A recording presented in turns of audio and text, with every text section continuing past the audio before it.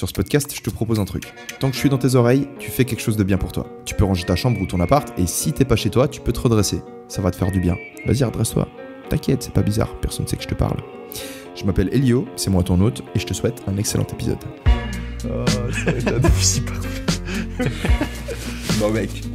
Alors, pour mon podcast à moi, du coup, parce qu'en fait, on vient d'enregistrer un podcast pour le podcast de C'est Très Cher. Eric, tu veux présenter ta chaîne YouTube, mec? Parce que je crois que les gens ne te connaissent pas, en fait. Eric Lag, chaîne YouTube, vidéo. Tu fais quoi? C'est parti. Sport, développement personnel. C'est ça, développement personnel. On pourrait parler de ça un petit peu.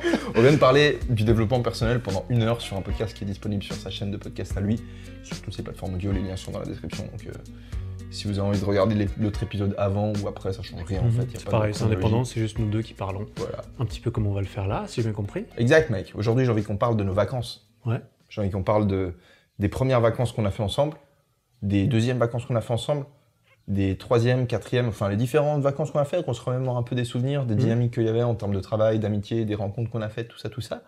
Qu'on nous dise peut-être un peu ce qu'on a appris et que l'histoire les gens en apprennent un peu plus sur notre amitié qui date d'avant l'ère des réseaux sociaux. Peut-être comment on s'est Avant notre rencontrés, présence tout dessus ça. En tout cas. Ouais. Ah oui, c'est vrai. Ah, c'est vrai que ça a Ils pas commencé sont- avec nous, mec. Ils sont nés avant. Je comprends que c'est difficile à concevoir parce qu'il y avait un vide avant. Enfin, qu'est-ce que ça devait être nul Mec, avant, ça tu devait comprends? vraiment être la merde, mec. Ouais, En vrai, ça devait pas être ouf, mais je crois que ça existait déjà avant. Ouais. Ok, bah heureusement qu'on est venu pour faire monter le cours de l'action Google et l'action Facebook, Meta. du coup. L'action Instagram, Meta. Facebook. C'est marrant parce que nous, on a connu le moment où Instagram a commencé à mettre des stories. Ouais. Tu te souviens, avant, il n'y avait pas de stories Ouais, sur ouais, Instagram, il ouais. n'y avait que Snapchat. Au début, il y avait que des photos sur Insta. Ensuite, Ouais. il y a eu des vidéos de 15 secondes. Ensuite, il y a eu des vidéos de 60 secondes. Ensuite, ils ont tout pompé, les stories, les réels, et après, ils ont juste pompé ce que faisaient les autres. Et puis... Ouais, exactement ça. On était déjà là. Bon, première vacances, c'était... Déjà, on s'est connus comment? Comment je te connais, mec? On s'est connus parce qu'on s'est rencontrés à la salle de sport de l'université dans laquelle on allait les deux, ici à Lausanne. Ça doit faire 6 ans, quelque chose comme ça. 4, 5, J'étais en train de commencer le droit. ouais, Ouais, 6 ans environ. 5-6 ans, je pense, ouais, quelque chose Peut-être comme même ça. un peu plus, mec. Hein. Peut-être même un petit peu plus. Un Ouais. petit peu plus.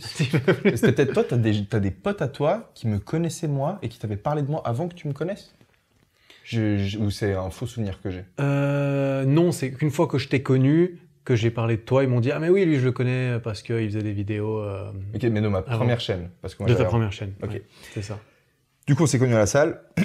L'histoire très courte, on l'avait déjà raconté sur des épisodes. Ouais, mais voilà, c'est ça, l'histoire très on peut courte, se répéter, c'est, mec, en fait. Parce On que, faisait un peu du street, on s'est regardé de loin les deux faire du street.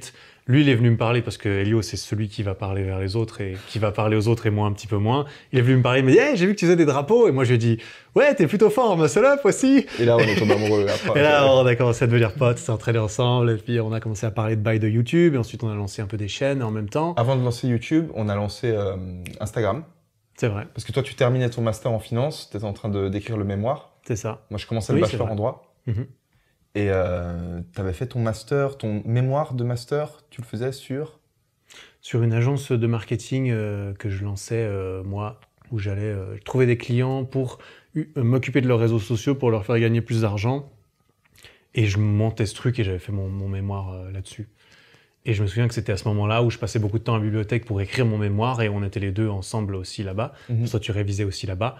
Et on travaillait, mais on faisait des pauses où on allait faire des figures sur les barres de la bibliothèque parce qu'il y avait plein de barrières trop stylées à la bibliothèque. Mec, c'est bien, le diamètre était vraiment parfait. Les diamètres, c'est parfait, la bonne hauteur pour faire des fronts et tout. Et que c'était notre période où on était hardcore Instagram, je me souviens. Mais avant qu'on commence Instagram, Ouais, genre il y a eu cette période où on était hardcore Instagram et on cravachait pour me faire monter nos comptes Instagram. je me souviens. Avant ça, je me souviens qu'il y a eu un repas en fait où on était toi et moi, on était allé manger à Holy Cow. Ouais, Holy Cow, je me On était souviens. allé manger des burgers. Je me souviens très bien, ouais, Et effectivement. C'est pour moi, ce repas-là, ça symbolise le début de Elio, c'est vraiment mon pote et je le connais un peu, tu vois. ok. Pour moi, Je crois que c'est ça. Je crois que c'est la première fois qu'on a vraiment. Voilà, pour moi, parlé. c'est la première fois où je te considérais pas comme quelqu'un que je connaissais de loin, mais ok, maintenant on se connaît un peu, tu vois. Genre, si je devais dire, oui, alors il y a l'histoire de la première fois où on s'est parlé, mais il y a cette histoire de ce repas où c'est la première fois où, ok, bah maintenant, en fait, on est potes. Mec, c'est-à-dire qu'il y a eu toute la période avant où, dans ma tête, t'étais mon meilleur pote. Et moi,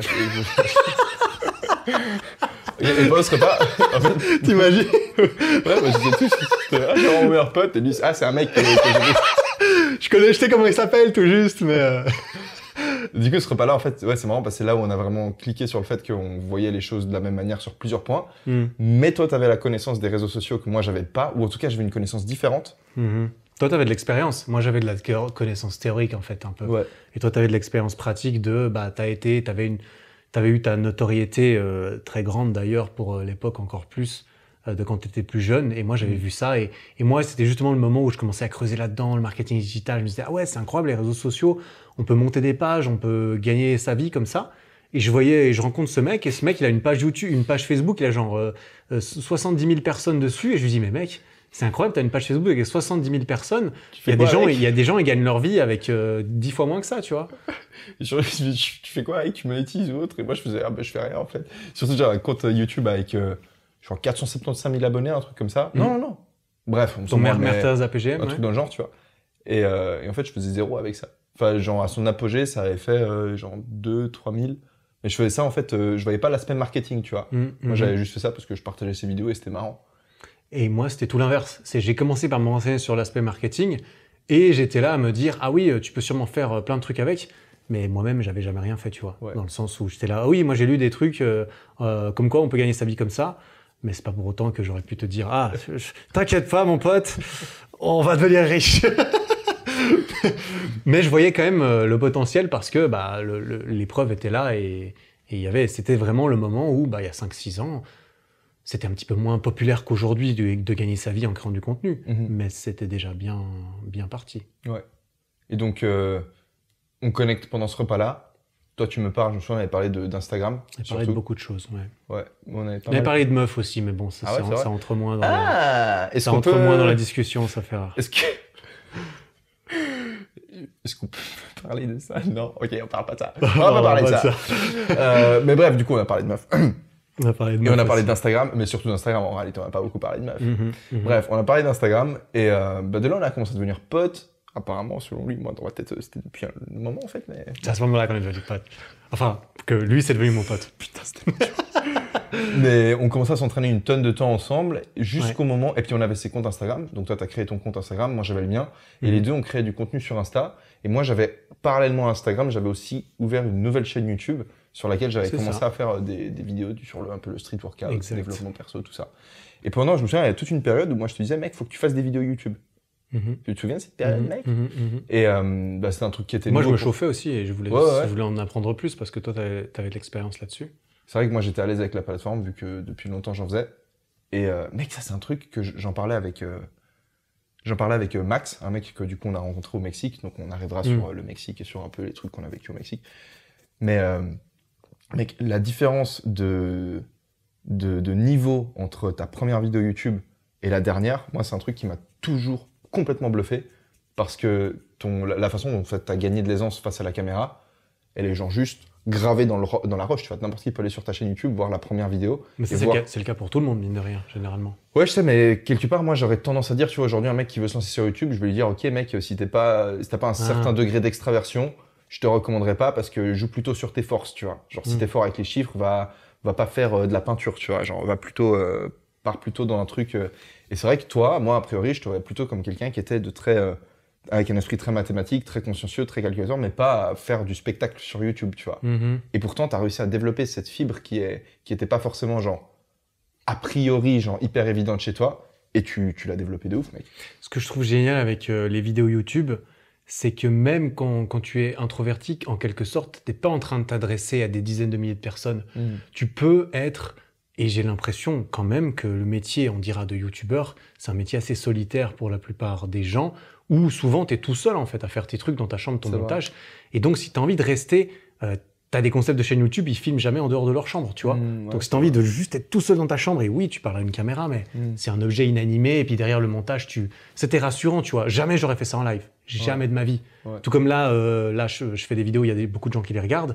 Je dois aller dans une salle et parler à 200 personnes. J'adorerais, j'aimerais bien le faire un jour, mais je l'ai jamais fait. Et ça m'intimiderait plus d'aller parler devant 60 personnes que de filmer devant ma caméra aujourd'hui, tu vois. Ou à l'époque, je pense, tu vois.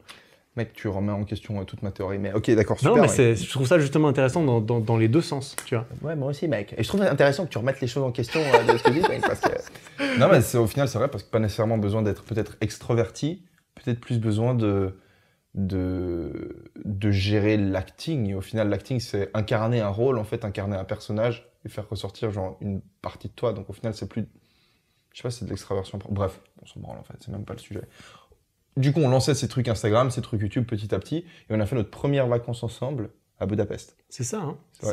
C'est la première fois. Oui, et je me souviens, et à ce moment-là, moi j'avais mon compte Instagram et toi t'avais ta chaîne YouTube, et Ouais. c'est là que t'avais filmé la première vidéo sur Internet dans laquelle je suis vraiment genre apparu, on dira. Ah ouais. C'est le vlog, je sais plus comment il s'appelle. Il s'appelle Street Workout en festival. Voilà, Street Workout en festival, c'est sur ta chaîne. Et c'est nous à Budapest en 2018 7. 2017, effectivement, parce que ma chaîne, je l'ai commencé fin 2017. Non, tu l'as... Ouais, non, Oui. ouais. Alors, tu l'as Enfin, la commencé première fin vidéo. 2017. Ouais. Première vidéo. Mais tu l'as ouverte pendant ce Je festival. l'ai ouvert, j'ai créé ma chaîne pendant ce festival et je sais pas si on peut le dire. Oui, on l'a déjà dit, je crois, non? Je sais pas, bah dis. Bah c'est toi qui, c'est toi. Je peux dire. Vas-y, dis-le. Non, bah vas-y, dis. Mon premier abonné, bah c'était Elio. Ouais. On était dans le bus à Dans le bus, t'as niqué, mec. Quoi, dans le bus? Dans le métro, Je non? pensais que tu te souvenais de mon premier abonnement, mec. Mais bien sûr, je m'en souviens, c'était avec la bouteille Bah de coca. ouais, c'est ça, ouais. C'était quel jour? Je me souviens pas, mec. Non, mais c'était pendant la semaine de festival. Ouais, c'était pendant la semaine, mais c'était pas dans le bus. C'est vrai. Alors, je sais pas ce qui s'est passé dans le bus. T'as quoi comme souvenir dans le bus? Que moi, je m'abonnais à ta chaîne dans le bus. Ouais, puis on l'avait filmé en plus. Ouais, alors on avait filmé, mais c'était dans l'Airbnb, mec. Ah, c'est dans le Airbnb. On était t'es dans la- sûr ouais, tout mec, ça. j'ai trop envie de voir cette vidéo. Tu l'as toujours? Il faut vraiment. Je crois que je l'ai perdu, mec. Ah, putain, mais je me souviens quand on avait filmé. On n'y croyait pas. On s'est dit ouais, on s'amuse. Moi aussi, je te l'ai montré. Je t'avais Oui, jamais oui. montré cette vidéo? Je crois que je l'ai vu une fois. Je me souviens de ma photo de profil et tout, qui était différente et tout ça. Et que tu t'étais abonné et qu'on était là, ouais, je vais lancer ma chaîne. T'étais en face de moi, on avait l'Airbnb, tu vois, il y avait le côté où il y avait le lit en hauteur, Je me souviens bien. il y avait c'était l'autre côté où il y Airbnb. avait le lit en basseur, Mhm. qui d'ailleurs n'était pas séparé par une porte, Mhm. élément très important pour notre séjour. Mais du coup, genre, on avait une petite table, genre, dans la chambre du lit en basseur. Ah, tu parles de la chambre où on avait la cour intérieure et en bas, Ouais, on était à ouais, l'étage. avec les gitans, là. Putain, Je n'osais pas le dire. Il y avait nos voisins, c'était des gitans et ils avaient un chien gitan qui faisait beaucoup de bruit parce que c'est un chien gitan, tu vois. Genre le matin, il jouait de la guitare et tout, mec, et il chantait avec ses potes chiens, mec. Bref, ouais, du coup, premier abonné à Eric, c'était un grand honneur et j'ai perdu la vidéo, c'est dommage d'ailleurs. J'aurais bien Ouais, kiffé ouais. pouvoir le montrer aux gens. Mais c'était à ce moment-là où justement, moi j'étais entré un peu dedans. Je me souviens, on avait fait cette vidéo où tu as fait le truc avec le pain et la bouteille et le tuto pain. Tu veux expliquer ça aux gens? Non, mais ils ont qu'à aller regarder la vidéo, elle est toujours dedans. Mais Elle c'est est dans moi, la description. c'est moi qui filmais, sauf erreur. C'est moi qui filmais aussi une partie des images dans ce festival. Donc Eric était mon monteur vidéo avant d'ouvrir sa chaîne en fait. J'ai pas monté la vidéo, sauf erreur. Ouais, J'étais il ton était caméraman. mon cadreur. Cadreur. Voilà. J'étais cadreur. Cadreur pour Elio, j'étais formé par les plus grands, donc forcément. Tu pouvais qu'arriver à là où t'en es aujourd'hui en fait, mec. Exactement. Ouais. C'était destiné. C'était comment ces vacances? Toi, t'en gardes quoi comme souvenir? J'en garde d'excellents souvenirs parce que, bizarrement, on dira, parce que là c'est marrant, on était à Sziget en 2017, donc Sziget, ce festival en Hongrie qui a lieu tous les ans où il n'y a pas une pandémie. En 2017, on a été pour la première fois, et 2 heures avant d'enregistrer cet épisode, on a booké nos billets d'avion Ah ouais. et notre hôtel pour y retourner à l'été 2022. Donc on va y aller pour la 3e fois ensemble cet été qui vient. Du 10 au 16 août. Exactement. Et pour répondre à ta question, c'est que ce coup-ci, j'y vais, mais je suis là en mode, bon, je suis un créateur de contenu, j'y vais, j'ai bien envie de filmer une vidéo là-bas, tu vois, m'amuser un petit peu. Ouais. Et je me souviens que là-bas, c'était la seule fois où j'ai été en mode, bah j'y vais, et je kiffe un peu, je suis un peu en festival, je filme un peu des trucs pour mon Instagram et tout ça, mais j'en garde vraiment un très bon souvenir parce que il y avait cette période où moi je commençais à prendre goût à la création et tout ça sur mon compte, et en même temps il y avait cette superbe structure de street au milieu du festival, et qu'est-ce qu'on était bien allé s'entraîner là-bas. On va pas se mentir, il y avait une belle structure, elle était au bord de la route, il y avait plein de gens qui passaient devant la structure pendant qu'on s'entraînait, on faisait des vidéos et tout, il y avait l'aspect festival, l'aspect on se prenait des parts de pizza à 2h du mat, on allait à la scène des drogués là au milieu du truc pour Prenez sauter en l'air et tout, Et pour prendre des drogues aussi. Ouais. et c'était trop bien, j'ai vraiment Ouais. un très bon souvenir de ce festival. Mec, c'était génial. Surtout le fait qu'ils aient placé le parc de street. Alors, j'aimerais relever ce point parce que c'est le plus important. C'était très important. Mais le parc de street était vraiment placé à côté de là où il y avait tous les gens qui passaient. Donc pendant que tu t'entraînais, en fait, les gens s'arrêtaient et puis Mhm. ils étaient bourrés, tu vois. Donc t'avais Ouais, l'attention. ils venaient, ils faisaient des tractions avec toi. Il y en avait qui étaient. Tiens, il y a des Anglais qui venaient. Ils Ouais, venaient ils faire des essaient de me tractions. défier, mec. Exactement. Ils pouvaient pas, mec. C'était vraiment cool. Vraiment un bon souvenir. Et c'était la première fois, sauf erreur, que qu'on passait autant de temps ensemble à la suite aussi. Quoi. En plus, on est arrivé vraiment C'était ce coup-ci, on est resté... Ouais, je sais plus. La deuxième fois, on est venu plus longtemps, je crois. Ouais, exact. Bah, du coup, on a décidé de refaire des vacances ensemble. Et l'année suivante, on est retourné au même festival, du coup. C'est ça. Cette fois-ci, on est venu en avance. Et On est reparti resté plus genre, tard. ouais, on est resté genre 15 jours ou même un peu plus, je crois. En tout, 15 nuits. Ouais. Un peu avant à Budapest et un peu après le festival encore. On était restés. Et les deuxièmes vacances, c'était un peu dans une dynamique différente. On n'est pas parti en vacances quelque part entre deux? Genre, non, je crois pas. Hein. Je crois pas. Mais ce coup-ci, on était allé avec Maël, la Exact. deuxième fois. Exact. Maël, qui est un pote à nous, qui est vidéaste, et avec lequel on s'était arrangé pour qu'il vienne et qu'il nous filme aussi des vidéos sur place. Et là, c'était déjà plus pro, en mode, j'avais ma chaîne, t'avais ta chaîne, on était là, on a les deux créé des vidéos qui sont sorties à propos de ce qu'on a fait dans ce festival. Mhm. Et c'était déjà dans une optique un petit peu plus On va créer du contenu. professionnelle quand même. C'est vrai. On y allait et on disait on va rentabiliser notre festival en créant du contenu. Et au final, les leçons qu'on a tirées de tout ça, je pense un peu tout le monde, autant Maël que Eric que moi, ça a été que quand tu veux partir dans un environnement festif pour créer du contenu ou de manière générale, en fait, quand tu veux t'organiser autour d'un projet qui se veut professionnel, tu as intérêt à ce que tout soit bien clair au début entre tout le monde, en fait. Effectivement, ouais. C'est ça. On était, en fait, quand tu mélanges un petit peu l'amitié, les festivités et le pro, c'est pas toujours facile de trouver un équilibre. Et si tu te mets pas bien d'accord au départ sur comment ça se passe, c'est juste qu'on avait laissé des zones d'ombre, Ouais. typiquement avec Maël, qui était là à la fois pour faire des vidéos sur nous, mais pour profiter du festival. C'est Ouais. normal. Et c'était pas facile de toujours faire cohabiter ça, étant donné qu'on avait juste dit « Ok, on fera ça, on verra bien ». Ouais. Et au final, ça s'est plutôt bien passé. Ouais, c'était très bien passé, c'est mais bien c'est juste- passé. il y a eu C'est des juste qu'on moments a où dû c'était- filmer les vidéos à la dernière parce qu'on a repoussé, et on a quand même filmé les vidéos à la fin. Mais c'est là que je me suis dit, ok, c'est quand même mieux d'avoir un espèce d'arrangement un peu plus Complètement, ouais. contractuel pour exagérer la chose, mais en fait, il faut juste être au clair, parce que sinon, tu peux te gâcher autant le pro que le perso, parce que quand tu es en train de faire la fête, tu te dis merde, quand est-ce qu'on va bosser un peu? Et puis quand tu bosses, ou si tu bosses tout le temps, tu te dis en fait, je suis venu et je suis juste là pour travailler alors que je suis là en vacances. Enfin, c'est bien de savoir pourquoi tu viens et de séparer un peu les choses aussi. C'est vrai, mec. Mais C'est c'est une vrai. bonne expérience. Et ce qui est marrant, si tu te souviens, c'est que la première fois où on est venu, on s'était chauffé et tout, J'avoue, devant le Simpla. devant le Simpla, et on était un peu bourré et tout, et on a sorti le téléphone et on a fait une vidéo genre de 10 minutes en facecam où on se parlait à nous-mêmes de l'année prochaine qui revenait au festival, et on parlait déjà aux mecs qui seraient là pour nous filmer l'année d'après. Et on Et on avait ce dit sera peut-être Maël. On a dit ce sera peut-être Maël. Ce sera peut-être toi, Maël. Et du coup, on a pu lui montrer la vidéo l'année suivante. Un où an on après, était, on a regardé la vidéo les trois ensemble. Ouais. Bon, c'était un peu gênant parce qu'on était un peu bourrés et tout. Genre, ouais, c'était Maël. mec. C'était marrant. C'était Maël, c'est bon. Et puis on l'avait fait du coup. On était revenu l'année d'après Ouais. pour filmer des vidéos, comme on se l'était promis en étant bourré un fond. soir, vite fait, C'était trop marrant ce devant Simpla. ce bar. Putain, les bails qu'on a fait devant le Simpla. Mm. J'en ai vraiment fait du bordel. On avait une technique. Vas-y, explique la technique. Toi, t'étais en couple à ce moment-là. C'est ça qui était pas C'est drôle. vrai, j'étais en couple, mais ça Mais n'empêchait il- pas de prendre part à la technique. Exactement. C'est un très bon wingman, Eric. Donc, Eric, à chaque fois qu'on allait dans ce festival, t'étais en couple. C'est vrai. Je me trompe ou pas? Non, tu te trompes pas. À chaque fois, t'étais en couple. La deuxième La fois, deuxième j'étais fois, en je suis couple. même venu avec En plus, moi, j'étais en couple la ma deuxième meuf, fois. elle était venue aussi. C'est vrai. Ouais. Et la première fois, du coup, moi j'étais célibataire, lui il était en couple, sa meuf n'était pas là. Et du coup, il m'accompagnait et puis il m'aidait à. Enfin bref, on parlait à tout le monde en réalité. En fait, on Son était Elio, là. Elio, il a pas vraiment besoin de moi, mais c'est vrai que j'étais là au cas où, quoi. Tu vois. Non, mais tu Il y a une rentrais dans le jeu. dynamique, il y a une dynamique différente quand t'es deux. C'est plus facile d'aborder un groupe de deux meufs quand t'es deux mecs. typiquement. Exact. On est bien d'accord. Exact. Puis bref, en gros, il y avait eu ces deux. Néerlandaise. Ouais, exact, ces deux Hollandaises qui. C'était des frappes en vrai. Hein. C'était vraiment des frappes. Vous pouvez les voir d'ailleurs dans la vidéo. Il y a des, C'est vrai. tu sais, il y a des plans où Ah elles bah oui, apparaissent. elle y est. Comment Ouais. elle s'appelait Eva Eva et puis Sem. Sem. Ouais. Et ces filles, on les avait connues parce qu'on était posés justement dans ce bar et on voit qu'elles nous regardent. Et à un moment donné, je sais plus si c'est Eric ou moi, on dit oh putain, il y a vraiment il y a genre deux tarpés qui sont en train de nous regarder. Et là, on rigole comme ça et puis on continue un petit peu à parler entre nous. On s'échange 2-3 regards. Au bout d'un moment, on voit qu'on commence Tu à vois se bien sourire. que ça regarde, donc tu te dis ok, maintenant il faut juste y aller. Et puis du coup, on allait leur parler et très rapidement, en fait, on leur a expliqué qu'on était gays en fait. On a fait, ah, en fait, on est gays et En fait, tout. on est gay. Et puis elles font ah, et puis tu peux voir la Elles y déception ont cru sur au le début, visage. hein. Bah, évidemment, elles y ont Parce cru. qu'on En était fait, sérieux, évidemment. Quand elles nous demandent mais c'est vrai, ben on dit oui. ouais, évidemment. Et et si tout. t'es sérieux, les gens ils osent plus parce qu'ils ont peur de t'offenser s'ils te croient pas en fait. C'est trop tu bien. vois. C'est une très bonne technique en fait. Ouais, Ça va ça passer marche. pour un nom. En plus, je l'ai déjà refait ensuite par la suite. Mais c'est une technique qui marche très bien en fait.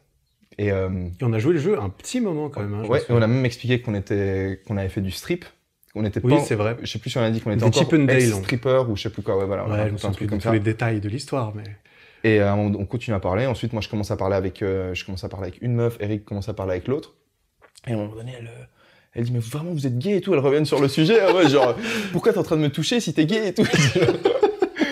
Et alors, elle m'a dit, ouais, bien sûr. Et du coup, pour les convaincre, enfin, elle nous a demandé, elle nous a dit, ok, embrassez-vous. Et là, directement, moi, j'avais jamais embrassé Eric, tu vois. On fait direct comme ça, aucune hésitation, bam, on se fait un smack. Et là, les deux meufs, elles se regardent, elles sont dégoûtées, on voit le dégoût sur leur visage. Et on est là, ok, très bien, mec, tout est parfait. On avait été convaincants, faut croire. Hein. Et un peu dans la suite de la conversation, mais assez rapidement, en fait, on leur a dit, mais bien sûr qu'on est gay, d'ailleurs, je peux t'embrasser et ça me fera rien du tout, en fait. Et puis du coup, elles font, ah ok, et puis du coup, on commence à s'embrasser et tout, ah t'es vraiment gay et tout. Moi, j'ai pas embrassé si j'étais en couple, je précise, mais j'étais là. Mais c'était une putain d'histoire, c'était vraiment très drôle, mec. Et d'ailleurs, cette technique, je l'ai pas réutilisée avec toi, je l'ai réutilisée, attends, c'était quand? Frère, je l'ai réutilisée à Barcelone. Ouais. Et j'ai embrassé deux meufs Ah oui, comme ça. avec une hongroise, du coup. Comment il s'appelle ton Edou, Edou. non, Robin. Tu l'as connu, Robin, ou pas? Non. Mais du coup... C'est il y a pas longtemps, ça. Ouais, c'était l'été passé, on était à 3 dans un bar. Putain, c'était trop marrant parce que, genre, on était... Moi, un pote à moi qui est colombien, vénézuélien, qui est vraiment... Enfin, tu sais, dans ces pays, ils sont vraiment pas... Pas timides du tout. Alors, le mec, c'est le... Je pense qu'il y a pas grand monde sur Terre qui est plus à l'aise que moi quand il faut aborder des meufs dans la rue. Mais ce mec, il est vraiment... Enfin, il y va... Enfin, au point que des fois, en fait, ça rebute les meufs parce qu'il y va vraiment très, très confiant. Tu vois, il est très confiant.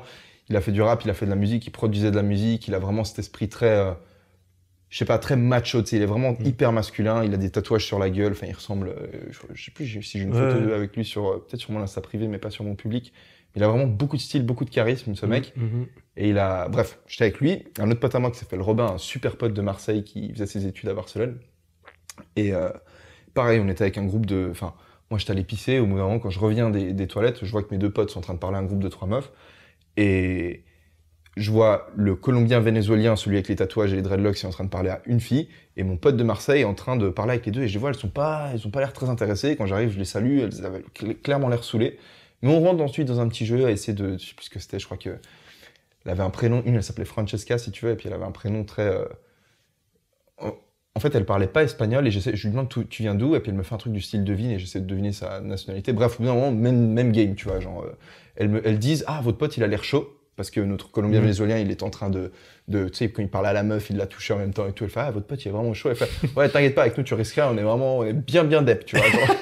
Et elle fait, comment ça et tout. Fait, si, on est dep, et tu embrassez-vous et tout. On s'embrasse direct après, j'enchaîne. Moi, je me souviens de la technique, tu vois. Je fais, en fait, ça marche trop ce truc. Et du coup, je dis, bah, vu qu'on est pédé, en fait, je peux vraiment t'embrasser, et puis ça, vu qu'on est pédé. Voilà, ça va être censuré. Le podcast va être disparu du tout. J'ai vu qu'on est gay, je peux t'embrasser, ça va rien me faire, et j'attrape une fille et puis je l'embrasse, et direct j'attrape la deuxième, sa pote, et je l'embrasse aussi. En fait, j'embrasse les deux meufs. Et mon pote colombien vénézuélien, quand il a vu que je faisais un bisou, un smack sur la bouche à mon pote mec, quand il a vu ça, il a dit, oh, tu sais, oui, tu m'as dit. Tu avais pas aimé. Et du coup, quand il a vu juste derrière avec les autres filles, il a aussi vu la deuxième scène, là, il a rien compris, tu vois. Et dans sa tête, lui, ça lui a vraiment fait en mode, comment c'est possible, mec, genre, comment est-ce que... Mais c'était un bon...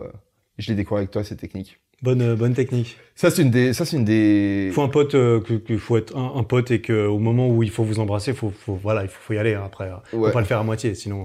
faut le faire à moitié. Tu fais un t'es pas obligé de smack, t'habiller, t'es pas obligé de te déshabiller et de partir aux toilettes avec ton pote, tu vois, mais il faut pouvoir être crédible un peu quand même dans la démarche, quoi. Exact. Moi, je parle de ça en réalité parce que c'est un des aspects, du coup, de partir en vacances avec toi qui, on l'a toujours dit, tu vois, on l'a toujours remarqué que quand on est les deux ensemble, qu'on soit, genre, je sais pas, sur une plage ou qu'on soit dans un bar ou n'importe où, il y a toujours un petit effet de groupe. Les deux, on est assez grands et genre, on attire très facilement le regard. Moi, je remarque en tout cas que si je suis tout seul, je vais attirer beaucoup moins le regard des gens, ou des filles en tout cas, que si je suis avec toi. Bah, moi aussi, évidemment. Après, toi, t'es un aimant à meuf aussi. Donc, c'est toujours... Indépendamment de ça, avec toi, il y a une synergie qui se crée. Et du coup, ça, c'est stylé. Ah bon, moi je suis d'accord, ça il n'y a pas de doute. Et même en dehors du fait justement, ce qu'on nous on appelait notre synergie, c'est un truc qu'on avait dénoté dès la première fois où on est parti en vacances à Ziget. Ouais. Et on avait remarqué ça surtout en dehors des lieux publics, quand on était les deux seuls à l'appart au Airbnb à bosser un peu sur nos comptes et à créer du contenu un petit peu gentiment au tout début. On était là, on se partageait des idées, on s'échangeait des trucs et on se rendait compte que ça peut sembler tout con, mais que la somme de nous deux était plus grande que juste nous deux séparés, additionnés. Ouais, Enfin, ouais. voilà, définition d'une synergie, tu vois. Ouais, bien sûr. Et on était là, ouais, c'est la synergie, c'est la synergie. Ouais, on parlait beaucoup de la synergie. On parlait de la C'est vrai que synergie. j'avais oublié que ce concept de synergie, on Ouais, l'avait tu vois, créé. on l'avait créé pour d'un point de vue création aussi. Enfin, Ouais. d'un point de vue juste nous deux, on échange. Ouais. Indépendamment du monde extérieur, j'entends, tu vois. Ouais, j'avoue. Je me souviens aussi de. Du coup, ça me fait repenser à un moment où on en avait déjà en plus reparlé. C'était qu'on était dans ta caisse, mec. Genre, une fois, je sais pas si tu te souviens, genre, je sais plus d'où on revenait exactement. On était dans ta caisse, on a commencé à écouter du putain de Grant Cardone, tu vois. Genre, au lieu d'écouter Ouais. de la musique, on a écouté un audiobook. Mm. Donc, on était vraiment en train de. Eric, il conduisait, comme ça, on rentrait, c'était le soir. Mhm. Et on se met à écouter un livre que je t'avais recommandé, du coup. Et en fait, c'est juste de la tuerie, ce livre. C'est une fois de plus. C'est Bah, c'est celui dont tu as parlé aussi dans ton épisode de podcast, Le Déséquilibre. Exactement, où j'expliquais que tu étais une des seules personnes à qui j'avais recommandé ce livre, qui l'avait lu, et qui... Et que j'avais beaucoup apprécié. Tu Et, vois. et c'est justement ce livre-là aussi, et qui est tombé pendant cette période où notre amitié commençait à se développer aussi, Ouais. parce qu'on était en fait les deux attirés par la même chose. Et vu qu'on était les deux très intéressés par cet aspect création de contenu, ça nous a rapprochés d'autant plus. Mhm. Et ce livre et tout ça est tombé pile au moment. C'est vraiment un livre, nous, ça nous a boosté de ouf, tu vois. C'était vraiment en mode, t'as envie de faire un truc, ben, vas-y à 10 000%. Et nous, on était là, ouais, on va y aller à 10 000%. Et du coup, on s'envoyait des messages vocaux, on imitait même l'auteur, on était là, ouais, be obsessed, on s'envoyait des messages vocaux juste pour se chauffer l'un l'autre en mode... Mec, ouais, c'est- on était chaud, Ouais, c'était vraiment... c'est vraiment une bonne période, tu vois. C'est vraiment une période où j'ai des bons souvenirs en mode, c'est la période de ma vie où, parce que moi, tu vois, là aujourd'hui, ça fait un petit moment que je fais ça, c'est un peu plus la routine maintenant. Ouais. Il y a eu l'aspect lancer un peu le truc, et là, je suis un peu plus dans la routine. Et quand je me remémore de ça, je me dis, ah putain, c'était le début, j'étais jeune et innocent, on était là avec Elio, on faisait un peu de la merde, on se chauffait à écouter des trucs de motivation et tout, ça nous chauffait vraiment. Et puis on a lancé le truc. Et le pire, c'est que genre ça a marché en fait quand même, tu vois. Ouais. C'est Ouais, ça vraiment stylé, mec. qui est trop stylé en rétrospect comme ça. C'est un peu par là aussi qu'on avait connu Mathias, ou c'était plus tard qu'on a connu Mathias? C'était peu après, sauf erreur. Parce que Mathias... Et moi, j'ai du mal à réaliser exactement la première fois où j'ai connu Mathias. Ce que je sais, c'est que j'ai connu Mathias par les réseaux sociaux avant de le connaître en vrai. D'accord. Parce que, genre, ma meuf, je pense que c'était ma meuf de l'époque, qui m'avait montré, qui m'a dit, hey, regarde, il y a ce mec qui est à l'université aussi, et il a aussi une chaîne YouTube. Et moi, j'ai découvert Mathias avec sa première vidéo qui avait percé, sa vidéo de motivation, Bats-toi seul, là. Ok. Et c'était Mais il y a je l'avais 3-4 ans. Je l'avais pas présenté avant Mathias, en réalité.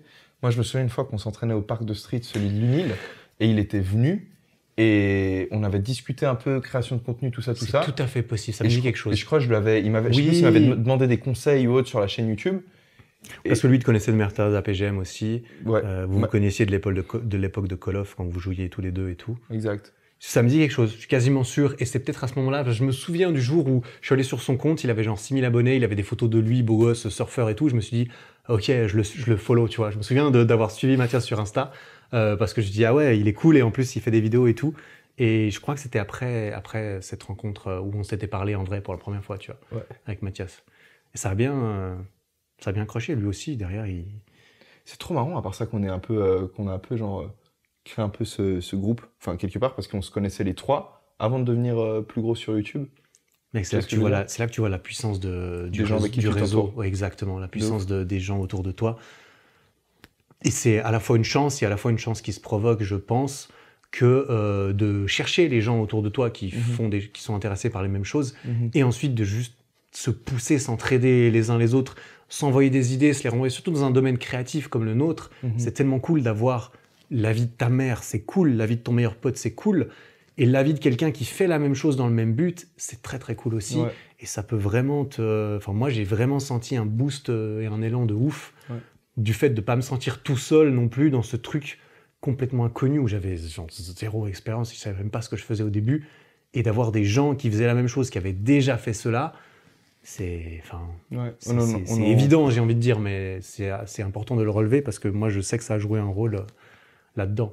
C'est exactement l'idée dont on parlait dans l'épisode qu'on a enregistré juste avant, qui est que les gens desquels tu vas t'entourer en fait vont te communiquer des idées, tu vas avec eux parler de certaines idées, tu vas parler de certains concepts. Si tu t'entoures de créateurs de contenu qui parlent tout le temps de création de contenu, ça va baigner dans ton cerveau l'idée de création de contenu et tu vas pouvoir repérer un peu les petits éléments. Tu vas dire, ah tiens, là, c'est marrant, je pourrais créer du contenu. Ah, regarde, c'est cette vidéo que je pourrais créer. Et vu que tu es avec des gens qui sont comme ça, en fait, tu vas te mettre à faire vivre ce truc. Donc au final, tes pensées, en fait, elles vont changer. Ensuite, tes actions, tes pensées vont orienter tes actions vers la personne que tu as envie de devenir pour autant que tu aies choisi consciemment les personnes avec lesquelles tu t'entoures. Et quelque part, nous... Si tu t'entoures de personnes qui te donnent envie de devenir comme elles, c'est tout bénef, quoi, quelque part. Et vice-versa. C'est ça qui est important, c'est d'avoir un certain équilibre et homogénéité dans le groupe aussi. Mais c'était... Ce qui est marrant, c'est que moi, ça n'a pas été réfléchi en fait de traîner avec toi, ça venait un peu naturellement. Non, évidemment, c'était pas par intérêt ou quoi. Et en fait, il y avait genre des moments où on avait des expériences, tu vois, genre typiquement, j'ai pas terminé de raconter l'histoire où on a écouté du Grant Cardone jusqu'à ce que tu me ramènes devant chez moi au Triode. Ouais. Mais on était ensuite restés dans la caisse et on avait parlé pendant genre 1 heure, même plus, j'en sais rien en fait, je sais plus, mais on était dans ta caisse la nuit et on parlait. Et en fait, on se chauffait tellement mutuellement, en mode on racontait tellement comment on était en fait en réalité genre des dieux en fait, tu vois, on pouvait genre créer absolument tout ce qu'on voulait et puis on était là, genre on crée un truc, on se parlait et puis on pleurait mec. Et en plus, c'était le moment où, enfin personnellement, j'avais genre même pas commencé à vraiment créer des trucs, tu vois. Ouais. Donc c'était vraiment... La vision, on l'avait, tu vois, on avait vraiment toute la vision et c'était genre juste net et précis que on était capable de réaliser ce truc et que on réalisait les étapes qu'on allait devoir entreprendre pour le réaliser. Et on avait cette énergie, ce feu, en fait, on était comme ça. Et on avait... C'était fort, quand même. Ouais. C'était vraiment stylé, mec. C'était vraiment tout ce mélange de feu et qui avait été... Enfin, c'était vraiment... Cardone, il avait genre jeté de l'huile sur le feu, j'ai l'impression, tu vois. La flamme, elle était déjà là, mine de rien. C'est pas lui qui a fait... C'est pas quelqu'un qui va te... Qui, personnellement... moi, j'avais la petite flamme, et puis ensuite, Elio, il a fait grossir mon feu. Après, il y a l'autre qui est venu avec son truc de kérosène. Son jerrycan, il a foutu le feu au truc. Je suis beaucoup trop chaud, vas-y. Et le pire, c'est que, on n'est pas... Tu vois, je pense que ça arrive régulièrement de se chauffer sur un truc avec un pote, sur un projet et tout. Le pire, c'est qu'on est quand même passé à l'action derrière, mine de rien, tu vois. Parce que se chauffer dans une voiture jusqu'à 4h du mat à réinventer le monde... On n'est pas les seuls. Tu sais que mec, moi je l'ai fait pendant longtemps, cette histoire de me chauffer avec des potes, mais quand je fumais de la bœuf. Et là, en fait, c'était une des premières fois où je me chauffais avec un pote sans avoir fumé avant. Parce qu'à chaque fois, je fumais, tu vois, et je discutais avec mes potes d'idées. En fait, on allait genre devenir les nouveaux youtubeurs les plus célèbres du monde. On allait inventer un truc, genre on allait sauver le monde via cette invention ou ce nouveau concept. On allait réorganiser la société comme ça, et puis ça a tout fonctionné, et ça nous paraissait logique. Mais en fait, quand on se balançait toutes ces idées, on se retrouvait toujours en fait dans la situation le lendemain matin où on se disait en fait c'est marrant mais cette idée en fait dans son abstraction elle était géniale mais ce qui est chiant c'est qu'en fait il va falloir faire cette étape et ensuite cette étape et ensuite cette étape. En fait quand tu fumes tu penses pas en fait aux étapes concrètes qui vont te mener à la réalisation du truc, tu visualises que le truc dans son abstraction et ça a l'air stylé mais quand tu travailles le matin en fait tu te rends compte de tous les trucs que tu dois faire et ça te casse les couilles de les faire, t'es au niveau de motivation le plus bas. Et en réalité quand je fumais j'étais motivé tu vois, mais j'étais motivé dans l'idée seulement et pas dans l'étape concrète. Alors que quand nous, on avait ces discussions, on avait la visualisation de l'étape concrète, tu vois, et puis pendant la journée aussi, on l'act out, tu vois, genre on la faisait vivre. Mais c'est vrai que il y avait vraiment le côté action qui était, en tout cas pour ma part, c'était nouveau. Parce que j'étais vraiment une période de ma vie où pour la première fois, je passais vraiment à l'action. Bah toi, t'étais déjà aux études, tu vois. Oui, j'étais aux études, mais la seule fois, les études pour moi, c'était vraiment, tu fais ce qu'on attend de toi. Les seules fois où j'ai fait les choses pour moi, c'est un peu quand j'ai commencé le sport, c'est ça qui m'a donné le goût de tout ça.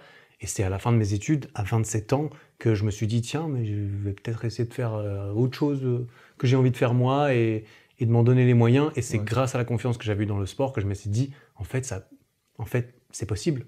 J'ai déjà réussi un truc dans le sport que je pensais que j'arriverais pas. Et c'est là qu'il y a eu un petit peu cette confiance, doublé au fait qu'il y avait toi, qui en plus, toi, c'était aussi, tu avais déjà réussi à faire quelque chose là-dedans. J'étais là, c'est possible, il n'y a pas de doute. Je connais un mec, il l'a déjà fait, et en plus, je peux parler avec lui et tout. Et j'étais là en mode, en plus, il y a l'autre con dans son audiobook qui me booste par derrière. Je suis là, mais putain, il faut que j'essaye, c'est obligé. Tous les signaux sont là, tu vois. Et c'était... Tu sais que c'est marrant parce que du coup, quand je parlais de Be Obsessed or Be Average, du coup, de ce livre, sur ce podcast sur le déséquilibre, t'as un mec qui a écrit dans les commentaires un truc du style Grant Cardone, le mec qui met en avant ses enfants pour faire plus de thunes ou qui vend des programmes hors de prix, je sais pas quoi. C'est sûr. Et on en revient un peu à l'épisode qu'on a enregistré avec toi juste avant. Peut-être ça aurait plus eu sa place d'en parler là. Mais c'est vrai que ce mec-là a pas nécessairement une bonne réputation aux yeux de tout le monde parce qu'il a des techniques, je sais pas, que ce soit de vente ou autre, qui plaisent pas à certains.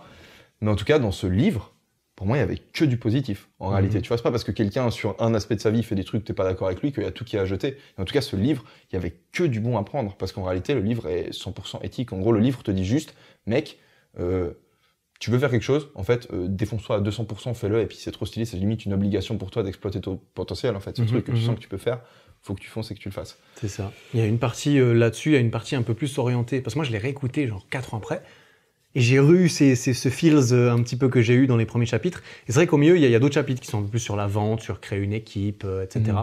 C'est aussi un livre sur la vente, mais un livre justement un peu sur la motivation comme ça. Il y a des trucs qui sont pas intéressants pour tout le monde, qui étaient même pas intéressants pour moi à l'époque et qui ne sont toujours pas aujourd'hui actionable comme ça.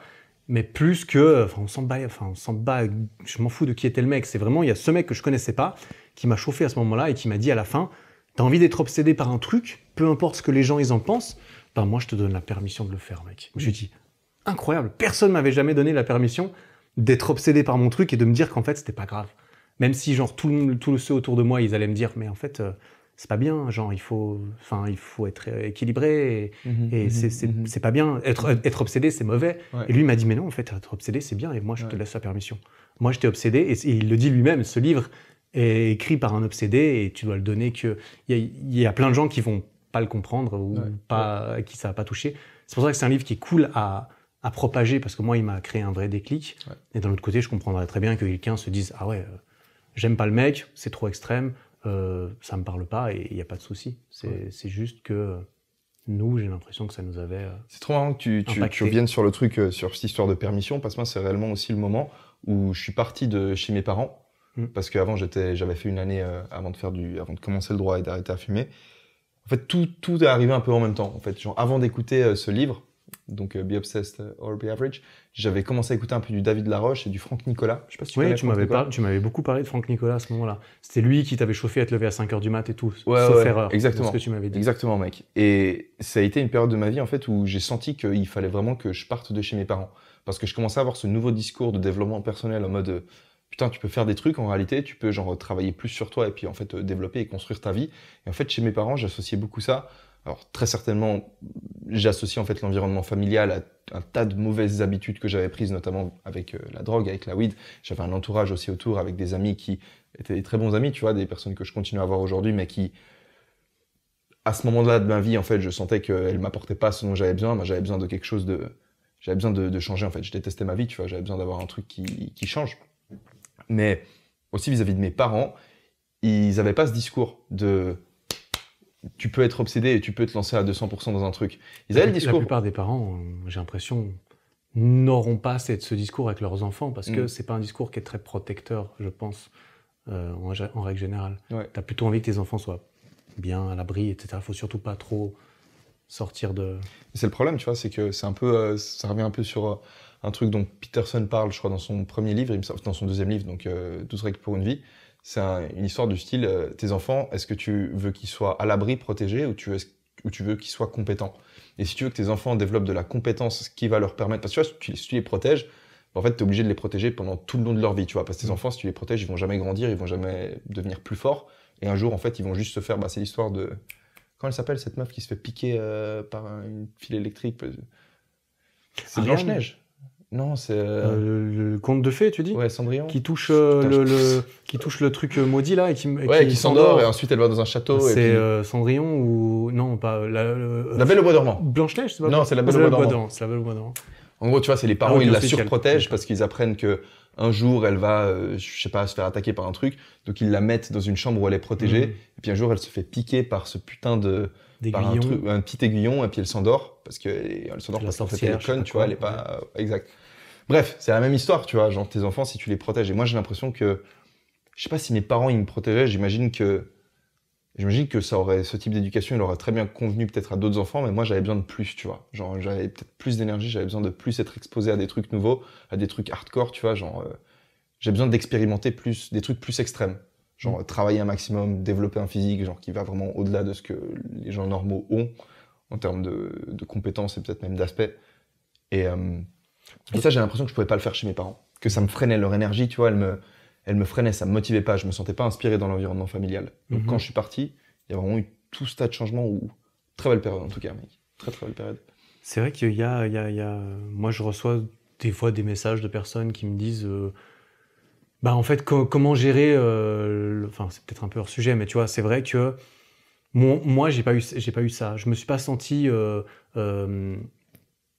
je me suis pas dit qu'il fallait que je quitte l'environnement familial parce qu'il me freinait. Au contraire, je me suis senti plutôt soutenu, tu vois. Okay. Et c'est intéressant d'avoir ton histoire où toi, justement, tu te dis qu'au bout d'un moment, ça te freinait peut-être, où tu sentais que c'était pas ce qu'il te fallait, pas ce dont tu avais besoin, et que tu avais besoin de t'émanciper un petit peu pour trouver ton propre truc. Ouais. Et il y a sûrement plein de gens qui peuvent se reconnaître là-dedans, notamment quand tu as l'impression d'avoir un décalage entre peut-être ta mentalité, celle de tes proches, de ta famille, etc.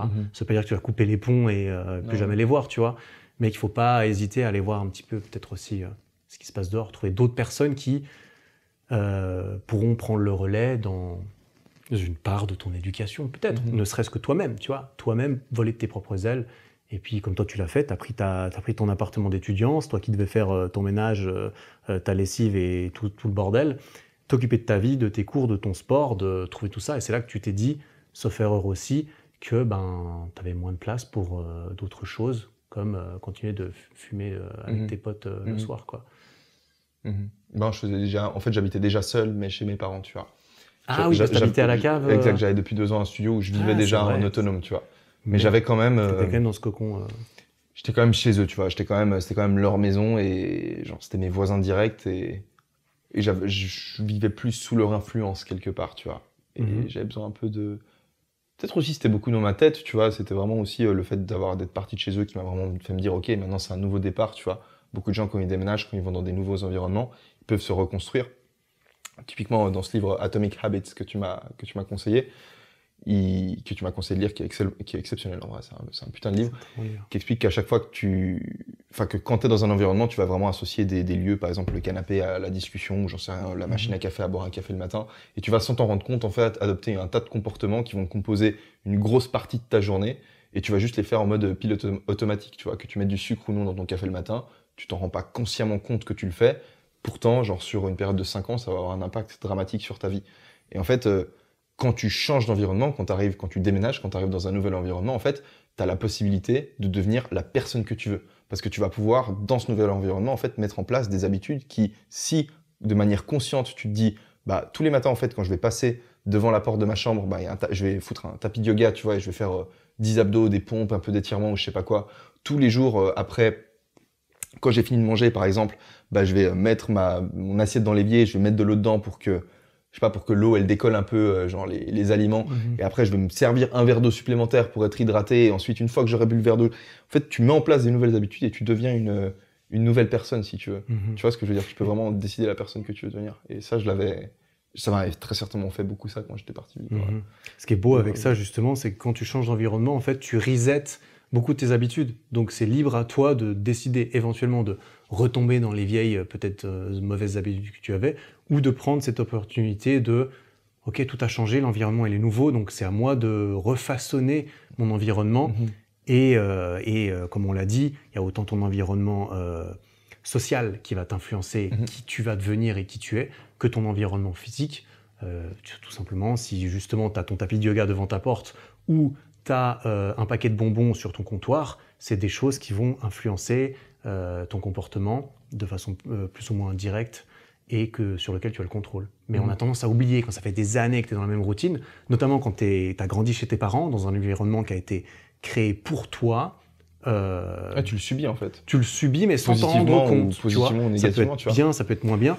Et justement, quand tu fais table rase, c'est à toi de réaliser que ces choses ne sont pas immuables et que tu peux repartir de zéro et faire toi-même tes choix et justement ces habitudes qui ensuite ont un effet dramatique sur toi avec l'effet cumulé de toutes ces petites choses inconscientes qui ont un pouvoir fou, que ce soit de fumer inconsciemment ta clope ou bien de marcher 2000 pas tous les jours parce que tu décides d'aller au travail en marchant. C'est des trucs automatiques mais qui peuvent avoir des changements de ouf. Et en vrai, je sais même pas trop comment on est arrivé sur ce, Environnement, sur ce déménagement. credo. On parlait de vacances, mais du coup, on parlait de la période donc pendant laquelle on a fait nos premières vacances. Ensuite, deuxième vacances, où on est parti cette fois-ci avec Maël, Ouais. en 2018, Ouais. au Tiguette. Ouais. Et c'était une expérience cette fois-ci plus création de contenu. Très bien passé. On a pu au final faire une vidéo sur ta chaîne, une vidéo sur la mienne, qui étaient les deux super cool. Et bien s'amuser en festival. Exact. Et l'année suivante, on n'a pas pu partir au Tiguette parce qu'il y a eu le Covid, c'est ça? Non, non, c'était 2019, du coup, l'année suivante. On n'est pas parti au Tiguette? Non, au Zigguet, on l'a fait que 2 fois, les deux, hein, sauf erreur. Non, on a fait 3 fois, du coup. Arrête. Non, on a fait que 2 fois. Mais est-ce que la On l'a fois où fait t'es 2 venu avec fois. ta copine, c'est la fois où on a filmé aussi? Oui, Oui. parce que du coup, sinon, Eux, j'aurais ils sont été venus. seul quand... Exact. Bien Eux, ils sûr. sont venus. Ma copine et ses potes étaient venus que genre 2-3 jours de festival. Ouais, Et c'est nous, on ça. avait pris le pass pour toute la semaine. C'est ça, c'est ça. Ouais. Et l'année suivante, pourquoi on n'y avait pas été? Bah, on avait peut-être d'autres mecs, je me souviens même pas. Hein. Est-ce que j'y ai été ou pas? Non, je crois pas. Non, parce qu'au final, on est partis en vacances ensemble. Ouais. 3 L'année fois. suivante, on a fait juste quelques jours en France. Tu sais qu'on est allé à Lyon pour faire la compète. C'est vrai. On est allé à ça, c'est Paris différent, aussi. c'est plus un Ouais, c'est pas événement. vraiment des On est vacances. déjà allé à Paris. Mais les seules vraies vacances qu'on a fait, c'était Budapest et Mexique. Putain, on a fait que 3 vacances ensemble. Je suis jamais allé... T'es venu en vacances à Barcelone? Mais t'es venu en Je vacances suis venu de à 4 jours? Barcelone, c'est vrai, genre une semaine début 2000.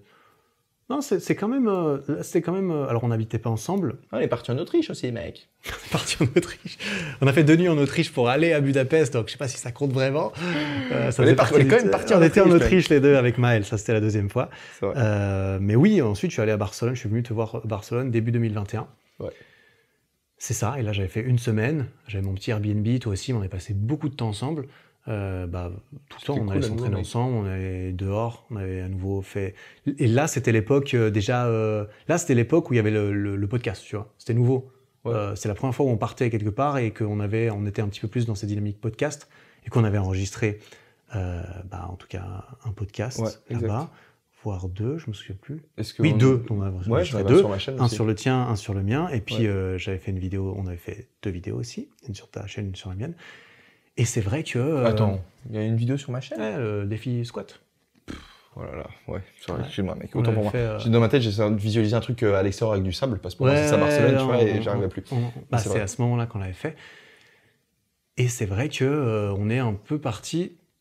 J'allais dire, on est parti dans cette dynamique.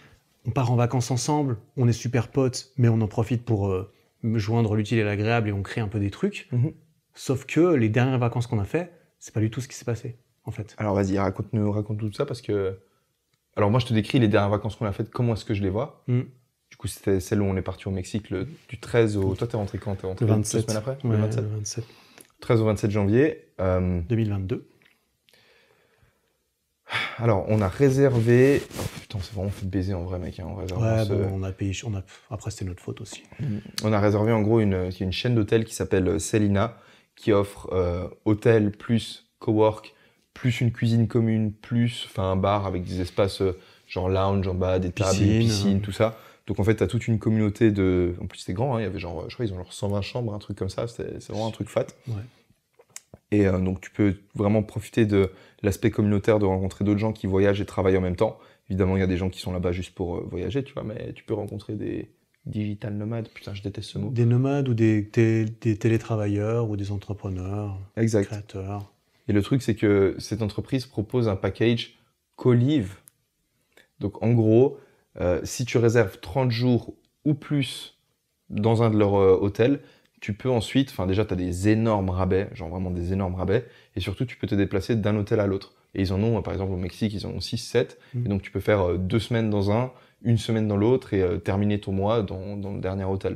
En fait, tu peux te déplacer comme ça, donc c'est un bon moyen de voyager sans vraiment te prendre la tête vis-à-vis de la question où est-ce que je vais loger, quel genre de personnes est-ce que je vais rencontrer là-bas, comment je vais me refaire des potes, parce qu'à chaque fois que tu arrives, tu as déjà une communauté qui est sur place, et en plus de ça, tu as un cowork, donc tu as un espace de travail avec des gens avec lesquels tu peux connecter d'un point de vue pro. Donc c'est une super offre. Par contre, on est con, parce que, pas de toi, parce que toi, de toute façon, en 2 moi, semaines, je restais t'aurais que pas 2 pu... semaines. Et de toute façon, quand tu vas quelque part 2 semaines, c'est là où tu payes le plus, j'ai l'impression. Ouais. Parce que dès que tu pars 3-4 semaines, t'as les rabais au mois. Même avec Airbnb, ouais. C'est vrai. Mais 2 semaines, de toute façon, tu payes prix touristique puissance 10, quoi. Ouais, du coup, on avait payé assez cher là pour 2 semaines. Et Mec, déjà, on avait été cons aussi parce qu'on a loué une putain de caisse. Ouais. Et on l'a pas utilisée. Non, on mec. l'a pas J'ai l'impression que utilisée. ces 2 semaines, elles sont passées hyper vite, mec. Bah, c'est parce en fait, mine de rien, ce coup-ci, c'était différent.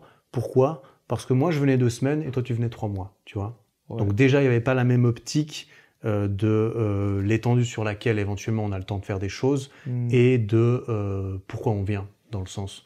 Moi, au final, ce coup-ci, j'étais pas venu pour la première fois, depuis un moment, j'étais pas venu en mode ok, je viens, je vais filmer plein de vidéos, je vais faire plein de trucs. Moi, j'étais là en vacances en fait. Donc je suis venu, je posais mon cul sur la plage.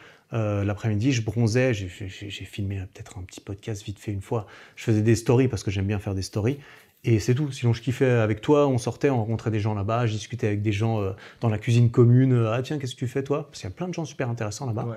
Vraiment, j'ai commencé à me faire des potes que j'aurais bien aimé genre continuer de faire des trucs avec en 2 semaines, c'était stylé. Et moi, j'étais juste un peu dans ce mood-là. J'étais pas là en mode ok, il faut rentabiliser, il faut bouger. Et puis en plus, j'étais là en mode ok, bon, Mexique, c'est cool.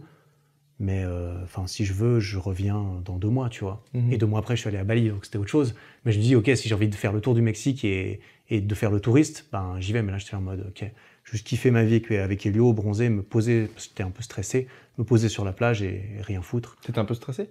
Ouais, c'était dans cette période où 2021 avait été stressant pour moi, parce que j'étais tout seul, je m'étais mis beaucoup de pression de travail.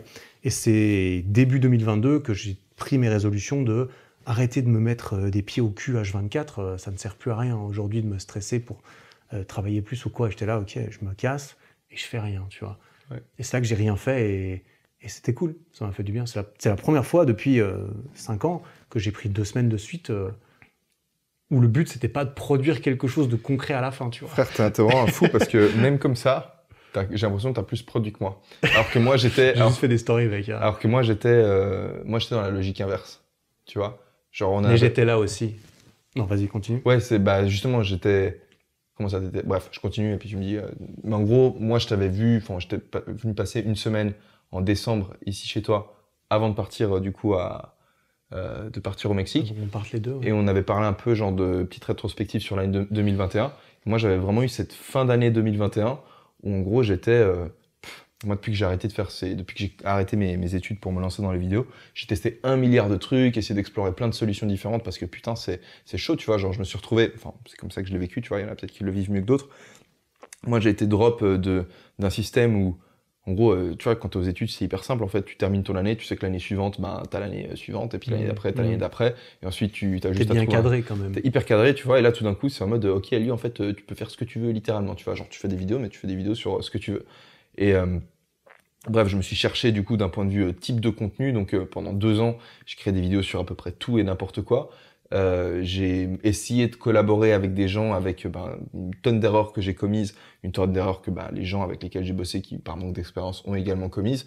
Et ça a vraiment été une année pour me chercher, si tu veux. En fait, sur cette fin de 2e année, je suis passé par une phase. En fait, la phase était chiante parce que en fait, ça a été un événement particulier qui m'a genre juste mis un down.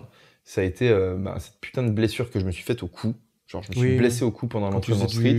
Non, c'est pas le En fait, le jiu-jitsu, ça m'avait fait ma première blessure, tu vois. D'accord. Mais là, je crois que j'avais fait je sais plus ce que j'avais fait. Je crois que j'avais fait une espèce de figure ou autre. Et ça avait fait renaître cette blessure que je m'étais fait au jiu-jitsu. Et du coup, je pouvais plus m'entraîner pendant genre hyper longtemps, tu vois. J'étais C'était limite l'été paralysé. 2021, c'est ça? Ouais, c'était fin de l'été 2021. Ouais. Donc, je pouvais plus m'entraîner. Et j'étais paralysé, tu vois, et puis c'est là où mon chiro, il me fait, en fait, tu peux fumer de la CBD. Non, il m'a dit, tu peux prendre du CBD, alors qu'il y a du CBD en huile, tu vois, ou des trucs comme ça. Et moi, je fais, ah, ok, pour détendre les muscles, pour décontracter. Parce qu'en fait, tous mes muscles du cou étaient genre contractés pour immobiliser la colonne vertébrale. Il me dit, ah, tu peux prendre du CBD et tout. Je fais, ah, ok, je vais fumer du CBD. Alors, j'ai acheté du CBD, tu vois. J'ai commencé à fumer du CBD et de fil en aiguille, j'ai recommencé à fumer de la bœuf. Et j'ai eu cette période où pendant 2 mois, en fait,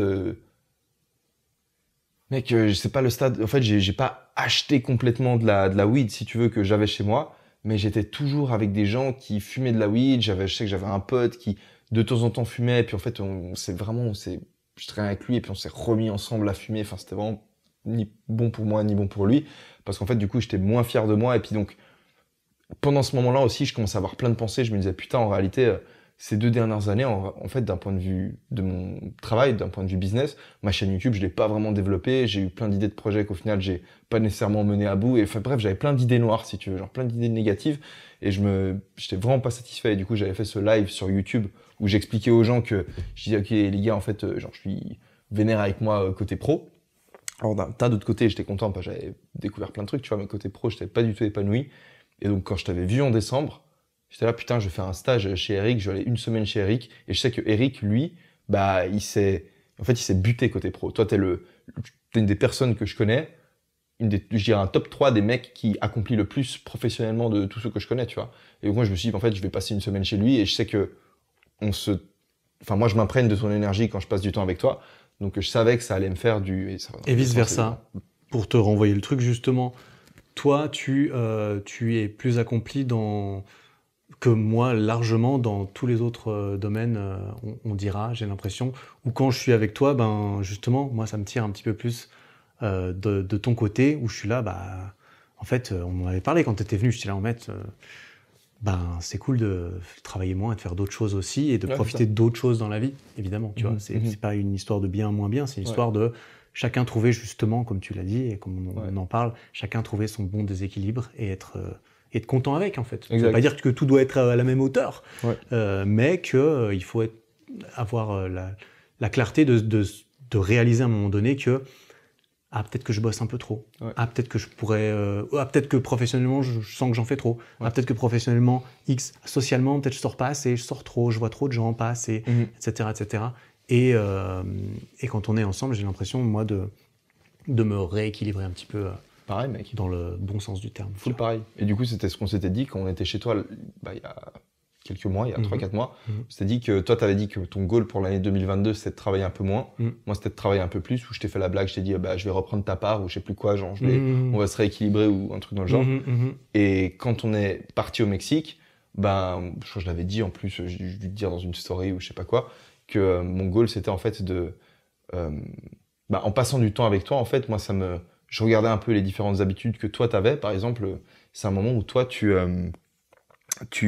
moi je savais pas, mais c'est ça. C'est que toi tu bosses, t'es hyper fort, t'es hyper souple, t'as beaucoup de souplesse. Et je me souviens que je t'ai chauffé à faire une association entre la plage et l'assouplissement. Donc je t'ai dit en fait, le premier jour où je suis arrivé à la plage, moi je savais que toi t'étais très souple. Et du coup je me suis dit en fait, je ferais bien créer l'habitude avec Eric qu'à chaque fois qu'on va à la plage, en fait on fait un entraînement de souplesse. Donc au début, on arrive à la plage, tu vois. Au début, on se pose un peu comme tous les branleurs de la plage font, tu vois. Genre, tu te couches.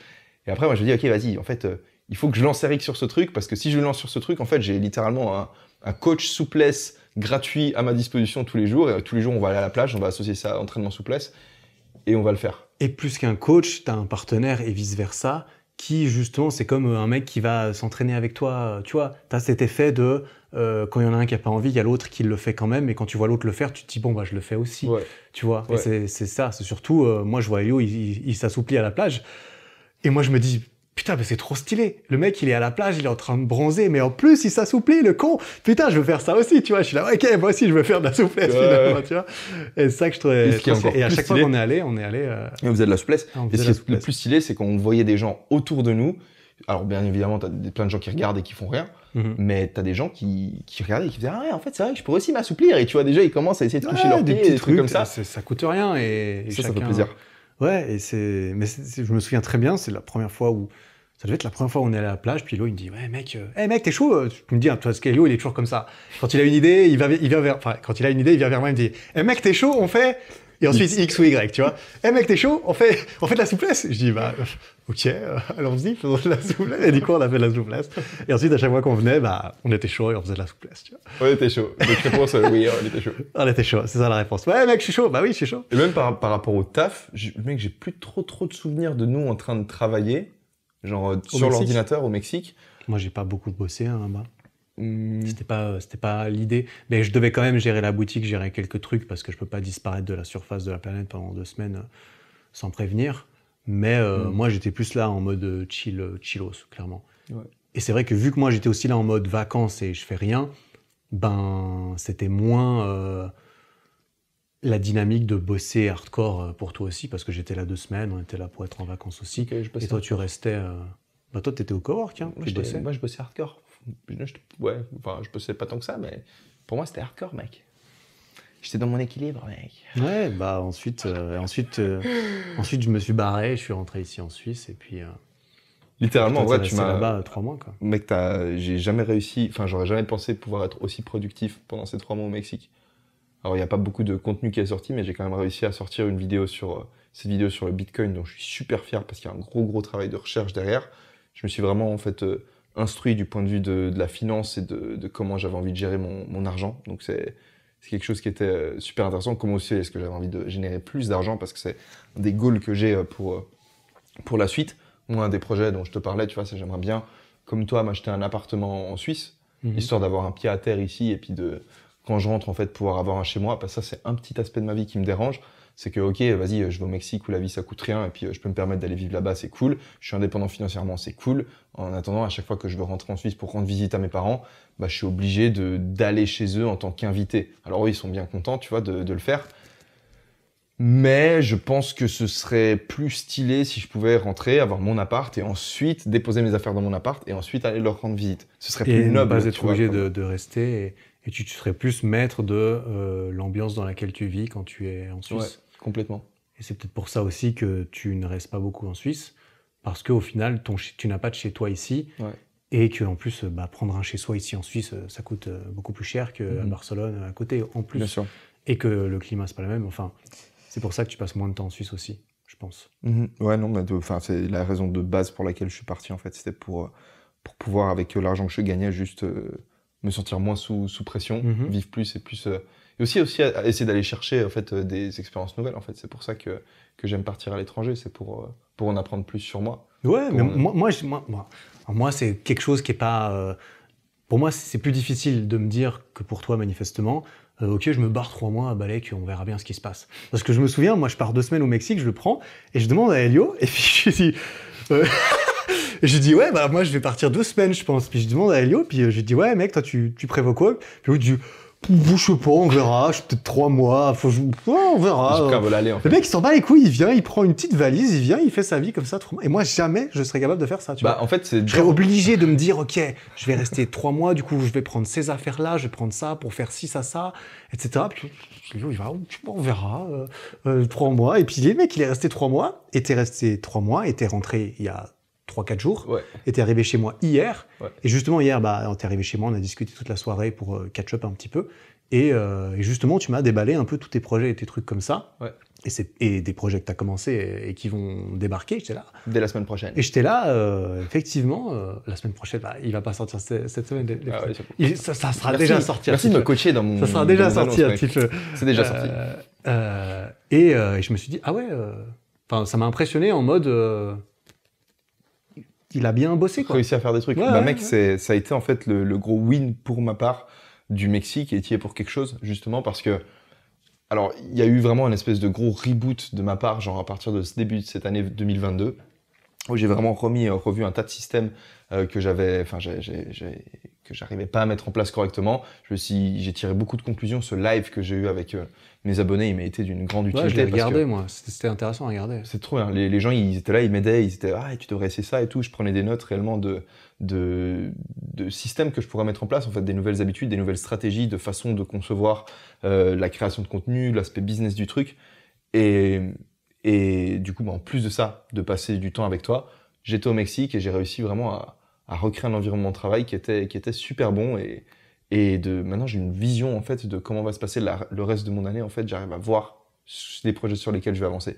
Et ça, c'est cool. Mais par rapport à cette histoire de prendre une valise et puis de juste aller là-bas et de recréer une vie là-bas, c'est un truc qui me faisait peur au début, tu vois, genre pour le Mexique. Genre, je te paraissais peut-être à l'aise, mais en réalité, de la même manière que ça m'a fait peur quand j'ai dû partir vivre de la Suisse francophone à la Suisse allemande, je me suis dit, putain, je parle pas la langue et tout, je vais faire comment pour vivre là-bas? C'est une ville qui est à 3 heures de où j'habite. Ça c'était beau gosse quand même. Hein. Parce que tu parlais pas la langue et t'allais faire des putains de cours dans une langue que tu comprenais pas. Ouais. Donc là, t'es parti dans l'extrême direct, du coup, limite, aller habiter à Barcelone derrière, c'était quand même. Je sais pas, tu vois, parce que quelque part. En tout cas, en fait, quelque part, c'était un peu le chaos, au sens où je parlais pas la langue. Mais quelque part, je savais ce que j'allais faire là-bas. Parce que j'avais le système universitaire et je savais mon programme, c'était d'aller à tel cours et tout ça. Ensuite, l'étape suivante, ça a été de partir dans un autre pays. Donc, c'est pas les mêmes lois, c'est c'est peut-être pas nécessairement le même type de mentalité, tu vois. Culture aussi. Mais que Nice, au sud de la France, mes voisins, frère, C'est vrai, c'est pas des Suisses, c'est pas la même chose que des Suisses allemands, Non, tu vois. je te crois C'était bien. même pas des Français, en fait. Enfin, c'était pas ouf, la phrase qui fait polémique. Mais tu vois, c'est des gens, ils ont une culture, ils sont peut-être français, tu vois, au sens où ils ont l'identité française, mais dans leur façon de vivre, leur rite, ils faisaient des mariages, frère, ils bouchaient la route devant chez moi. C'est des klaxons, c'est pas un truc que tu vois. Bref, ils avaient mais que les restaurants, c'était pas de la gastronomie C'est française différent. en bas de chez moi, tu vois. Ok. Donc culturellement, c'était déjà quelque chose de beaucoup plus différent. Et c'était cool parce que t'en apprends, tu vois. Si tu vas en vacances, si tu vas quelque part à l'étranger, c'est parce que t'as envie de découvrir des nouvelles façons de vivre. Mais je dirais que j'avais besoin peut-être de partir en Suisse allemande avant de partir en France. Et de la même manière, quand je suis parti vivre en Espagne, où c'est une culture différente, plus encore une langue différente, mais encore c'est une langue que je parle, c'était encore le step encore en dessus. Ensuite, quand je suis parti vivre au Mexique, c'était culture différente, langue différente, mais continent différent. Tu vois, genre moi, le délire que ce soit en Atlantique, enfin, fallait traverser un océan pour aller là-bas, c'était déjà, waouh, c'est chaud. Et en plus de ça, je suis resté 3 mois, tu vois, je suis pas... Et j'ai l'impression qu'à chaque fois que je me déplace et que je vais vivre dans un nouveau pays ou dans un nouvel environnement qui est à chaque fois un peu plus différent que ce que j'ai eu l'habitude de connaître au cours de mon enfance, dans ce que j'ai grandi, de l'environnement dans lequel j'ai grandi, je développe un peu ce muscle de me recréer et de reprendre mes marques à chaque fois un petit peu plus vite, comme quand tu apprends à faire du camping, tu vois. Première fois que tu vas camper, ça te fait chelou d'installer ta tente dans un autre endroit. Ensuite, tu vas installer ta tente dans une autre forêt parce que tu vas faire un camping, je sais pas, 3 mois plus tard, tu repars camper. Et cette fois-ci, tu as déjà installé ta tente. Alors, c'est pas exactement le même type d'endroit, mais dans l'idée, tu sais que tu vas devoir penser à aller chercher de l'eau, ou tu sais que tu vas devoir penser à des nouveaux trucs. Tu vois. Et à chaque fois, j'ai ce muscle qui devient un petit peu plus fort, un petit peu plus fort, un petit peu plus fort. Et je pensais un peu partir en Asie du Sud, tu vois, pour partir vivre en Asie du Sud. C'était aussi un truc qui me chauffait. Mais je me suis dit, Asie du Sud, c'est quand même chaud parce que la culture est quand même vachement différente que la culture mexicaine, tu vois. La culture mexicaine, elle se rapproche plus de la nôtre que la culture asiatique, parce que ça a été influencé par la tradition judéo-chrétienne, vu que les Espagnols sont allés. En plus, toi, tu as des origines péruviennes, sud-américaines. Je parle la langue. Je parle la langue tu aussi. parles la langue aussi, locale. Ouais. Donc, tu vois, l'exposition, je la fais un peu progressive. C'est bien plus un clash pour toi, je me doute bien, de partir en Asie que de partir en Amérique latine, quoi. Ouais, effectivement. clairement. Et tu te chauffes, du coup, à... Frère, je Bon, de toute façon, le mec, t'es jeune, enfin, évidemment que tu vas partir en Asie à un moment donné. Mais avant de partir en Asie, j'aimerais repartir en Amérique latine. Ouais. Mais cette fois-ci, faut voir. Moi, j'ai un plan, là, pour l'instant. Tu voulais voyager peut-être un petit peu aussi là-bas? Exact. Ouais. J'aimerais partir au Brésil. Okay. Amérique latine, donc culture que je connais, même si le Brésil, c'est une culture un peu particulière à elle-même. Mais je parle pas le portugais. Je comprends le portugais parce que j'avais mon ex qui était brésilienne et qui, elle, me parlait quasiment tout le temps en portugais, sauf quand il fallait avoir des discussions sérieuses là-dessus, on switchait sur l'anglais. Mais j'aimerais avoir le portugais, qui est la seule langue latine, avec le roumain. Mais voilà, bon, je pense pas que je vais apprendre le roumain, mais avec le roumain que je connais pas. Et je me dis que je vais peut-être l'apprendre assez vite. Je pense, oui. Donc Brésil, ce serait mon plan pour quelques mois. Mais maintenant, voilà, j'ai envie de quand même avoir toute cette période de grosse productivité à Barcelone à partir de jeudi prochain, où je boucle ces projets que j'ai envie de terminer de mettre en place. Donc ce programme pour aider les hommes à arrêter de fumer de la weed. Il y a quelques vidéos YouTube que j'ai envie de sortir. J'ai envie de bombarder en termes de podcast. Et histoire d'avoir vraiment cette base où en mode je peux me permettre ensuite d'aller là où c'est un peu plus le bordel, où je vais plus me développer en fait d'un point de vue personnel que d'un point de vue professionnel. Tu vois ce que je veux dire? Et je suis entièrement d'accord avec ça, et c'est ça qui moi me faisait peur à voyager un petit peu, c'est que, et je m'en suis rendu compte parce que moi je suis parti 3 semaines à Bali et je suis rentré il y a 5 jours, et j'ai réalisé en arrivant là-bas que c'était illusoire d'arriver et de me dire ok, tranquille, je vais arriver là-bas, je vais avoir ma vie normale, donc je vais bosser 10 heures par jour, je vais avoir une routine où je vais rencontrer plein de gens, je vais pouvoir partir en week-end, je vais pouvoir visiter l'île. Ah mais il est complètement court le mec, je pensais que j'allais pouvoir tout faire normal, tu vois, tranquille. T'es obligé de faire des compromis et que forcément prendre du temps pour expérimenter, découvrir des nouvelles personnes, découvrir la culture, visiter l'île, sans être en train de putain de vlogger le truc, tu vois, c'est-à-dire en étant vraiment concentré dans la chose. Moi j'étais à Bali 3 semaines, j'ai fait 8 stories, tu vois. Et je dis ça parce que pour moi, c'est très très peu. En 3 semaines, faire aussi peu. Il y avait vraiment un moment à la fin, 4 jours, j'ai pas fait de story sur Insta, alors qu'au Mexique, j'en faisais 12 par jour, tu vois. Et c'est là que j'ai bien réalisé tout le switch, c'est que j'étais là-bas et je me suis dit, je m'imprègne des gens, je m'imprègne de tout, et je sépare les choses. Là, je suis en soirée avec machin, c'est trop cool, je rencontre des nouvelles personnes. En plus, là-bas, il y a plein de gens qui ont une mentalité d'entrepreneur aussi. Et je découvrais les nouvelles personnes. Et c'est là, ok, je m'imprègne du truc et tout. Et à la fin, je me suis pris 5-6 jours. J'ai bombardé les vidéos que je voulais faire. Je dis, ok, je suis quand même venu pour faire des vidéos. Donc, j'ai tout bombardé en 5 jours à la fin. Et je suis rentré, j'étais trop content parce que j'avais quand même réussi à goûter à l'ensemble des choses. Et je me suis dit, par contre, si mon but, c'est d'être dans une structure la plus prolifique pour moi et ce qui m'intéresse le plus aujourd'hui, et dans ce qui m'intéresse le plus aujourd'hui, le développement de moi, de mes activités et de simplement être heureux, ça implique d'être dans un cadre où je suis assez structuré et où je peux me concentrer là-dessus. Et je me suis dit, aller là-bas, c'était absolument génial, mais ça reste quand même relativement instable dans le sens où moi, je suis quand même quelqu'un d'assez casanier aussi. J'aime bien avoir mon petit setup, mon petit truc pour être bien et être dans le bon espace mental pour peut-être faire du travail comme j'aime le faire. Et par contre, je me suis dit, mais c'est génial de pouvoir partir un petit peu. Et justement, j'étais parti en me demandant, est-ce que ça me plairait de me barrer et d'aller vivre à l'étranger? Et je suis rentré en me disant, bah en fait, ce qui me correspond le mieux, je pense, et j'en suis convaincu maintenant, je suis rentré ici, j'étais tellement heureux de retrouver ma petite Suisse et mon petit confort, enfin pas mon confort, mais ma petite routine ici, et de me dire, mais en fait, je vais juste genre partir un petit peu, mais au lieu de partir en me disant que je vais tout faire, je vais partir juste pour faire ce qu'il faut, mais sans me dire, ok Eric, il faut que tu fasses 3 semaines de travail, comme tu ferais 3 semaines de travail ici. Non, évidemment pas. Mais j'y vais, je m'enrichis, je rencontre des nouvelles personnes, je suis pas sur mon téléphone H24, et ensuite je rentre et je fais des petites phases comme cela. Et j'ai l'impression que c'est comme ça que je me retrouve le mieux en fait. Et je trouve ça... Et du coup, ça me parle aussi, ça me rassure presque quand tu me dis que justement, quand tu es parti au Mexique, c'était quand même un sentiment un peu plus instable et que là, tu te dis, je vais me poser à Barcelone parce que Barcelone, c'est quand même l'endroit ici où j'ai l'impression que tu te sens le plus chez toi maintenant. C'est quand tu es là-bas à Barcelone dans ton cadre, ben, tu es là, tu vas te mettre aussi dans ce cadre-là. Mais j'ai besoin de partir au Mexique pour sentir que j'étais à la maison à Barcelone. Exact, oui, je comprends. Tu vois, quand j'étais en France, je réalisais, ah en fait, la Suisse, c'est la maison. Oui, d'accord. Genre limite Zurich. Alors que quand j'étais à Zurich, c'était la Suisse francophone, la maison. Et quand je suis parti à Barcelone, j'étais là, ah, France, c'est la maison et Suisse, c'est la maison. Au début, tu vois, en tout cas. Après, tu passes du temps à Barcelone et tu te dis, moi, je suis arrivé au stade à Barcelone et je me disais, c'est marrant, je me sens pas vraiment chez moi ici, alors que ça faisait genre un an, presque un an que j'étais là. Je me sens pas vraiment chez moi ici, mais je sens que je comprends beaucoup mieux la ville qu'au début. Et enfin, évidemment, tu vois, je comprends beaucoup mieux la ville qu'au début et je suis plus à l'aise et je sais où aller, où pas aller, nanana. Mais c'est vraiment le moment où je suis rentré en Suisse et je me suis rendu compte qu'en Suisse, en réalité, même si, enfin, que j'avais pas tout mon rythme, tout mon workflow, pardon, mes habitudes. Et quand je suis parti au Mexique, par contre, là, je me suis dit, en réalité, en fait, l'Europe, c'est ma maison. Genre, si je m'installe à Barcelone, je peux me créer un rythme de travail tout bien. Parce que le Mexique, grossièrement, c'est la même culture, mais c'est sauvage, mec.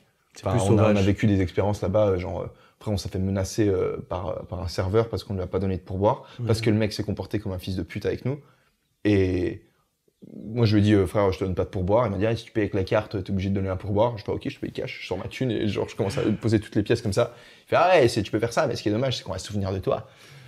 Et du coup, genre. Une belle menace indirecte. Et du coup, bah, je dis à Eric, Eric, bah, on se prépare à se barrer, pardon. Et j'ai Eric, en fait, viens avec moi, on va aller parler au manager. On va aller parler au manager. Du coup, on se pointe devant l'entrée et là où il y avait eu le manager qui nous avait accueillis, mais le manager n'était pas là. Par contre, le même serveur nous voit. Donc, il vient, il dit qu'est-ce que tu veux? Et je lui fais, à ton avis, qu'est-ce que je veux et tout. J'explique que je vais parler au manager. Et au final, le mec s'est excusé. Il nous a expliqué que les pourboires, c'est comme ça que eux gagnent leur vie parce que les Mexicains, en fait, ne gagnent. Les employés dans les restaurants, les bars ou autres ont un salaire de base qui est très bas et ils complètent leur salaire avec les pourboires. Donc le pourboire de base, ce que tu laisses en théorie, c'est 10%. Si t'es content, tu laisses 15%. Si t'es très content, tu laisses 20%. Et eux, c'est vraiment ce qui va réussir à compléter leur salaire. Ils nous expliquent ça. Et ce qui faisait en réalité, ce qui excusait pas du tout, ou qui n'expliquait pas en tout cas son comportement, parce que si vraiment c'est les pourboires qui te font vivre, bah, t'as tout intérêt à... Et surtout qu'il disait que ça faisait vivre le cuisinier et tout ça aussi, tu vois. Ouais, exact. Et que du coup, lui, c'était le représentant de tous ses potes et que c'était lui qui était là pour récolter le salaire de tout le monde et au final, bah, il faisait pas du super bon taf, quoi. Il donnait pas envie de faire un plus 10.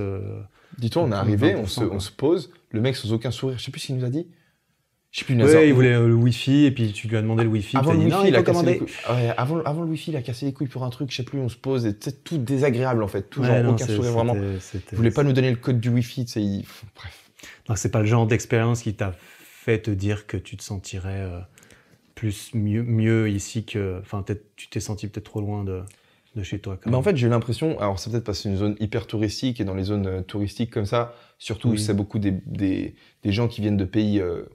Ils ont un mot là-bas en espagnol, je sais pas comment on le dit ici parce que bon, on l'utilise pas ce mot en fait, mais primer mundista. Donc en gros, tu Premier vois, genre, monde. ouais, tous les. Alors mec, alors ça c'est un terme, frère. Premier monde. Nous en France et en Suisse, on le connaît pas, tu vois Ouais, ce terme, ouais. parce que nous on parle des privilégiés et tout, et quand on parle des privilégiés, on parle des 1%, je sais pas quoi, mes couilles. On dit ah les riches et tout, je sais pas quoi. Ouais. Frère, alors les gars, sachez qu'en Amérique du Sud, ils ont un terme et ce terme c'est primer mundista et c'est un terme pour parler de nous tous, les blancs qui habitons en Europe. Ouais. Et c'est nous, en fait, les privilégiés. Donc, dans leur tête à eux, on est les riches que toi, tu critiques, en fait, quand tu dis ah, les riches de France et tout, je sais pas quoi. Et en fait, c'est pas un terme positif, tu vois. Genre, quand on dit primer j'imagine. mundista, c'est pas un truc où tu te dis ah, c'est sympa, je suis premier Cool. mundiste, tu vois, c'est cool, merci, mec. C'est vraiment en mode t'es un riche privilégié qui a eu de la chance de naître là-bas et tout, et puis avec tout le vice qui est lié à l'argent et ainsi de suite, tu vois. Et du coup, bah, t'as un peu les primermundistas du coup qui arrivent au Mexique, et puis t'as tous ces serveurs, j'ai l'impression aussi dans leur culture, ils valorisent pas en fait ce genre de métier, tu vois. Genre quand t'es un serveur, peut-être ça fait partie de la culture là-bas, quand t'es un serveur ou autre, bah t'es une merde, et les mecs sont pas fiers de leur taf, et ils le font pas rapidement, ils le font pas bien, ils sont à 2 à l'heure, ils ont 1 de tension, et ils sont pas heureux de te servir, de manière générale, tu vois, une fois de plus. Il y a des bonnes personnes, enfin il y a des bons serveurs, des gens qui servent de bonne manière, mais par rapport à la qualité du service, en réalité, elle est vraiment, enfin, toi, je sais pas si t'as pu le ressentir en 2 semaines. Non, mais moi je me suis pas assez baigné dans. Enfin, j'ai vécu ça aussi, mais j'étais avec toi. Mais moi j'étais avec toi. On est resté sur l'avenue la plus touristique tout le long. Moi j'ai fait mon expérience de touriste. Hein. Moi j'étais là-bas en touriste. Ouais. Toi tu te projetais déjà plus. Toi t'as plus voyagé. T'avais aussi, tu connais Barcelone qui a une culture peut-être un peu similaire et tout. Ouais. Moi j'étais un touriste européen assumé, tu vois. Pour moi c'était normal d'être traité comme un touriste européen parce que bah, c'était ce que j'étais quoi. Ouais. Donc ça m'a ouais, pas mais choqué encore, plus tu vois, que genre ça. quand t'es à Bali par exemple, tu disais que les Balinais sont hyper souriants, t'as vraiment un côté. Oui, alors là j'ai été particulièrement frappé par ça. Les serveurs là-bas, c'est les gens qui ont ils ont l'air plus heureux que toi en fait.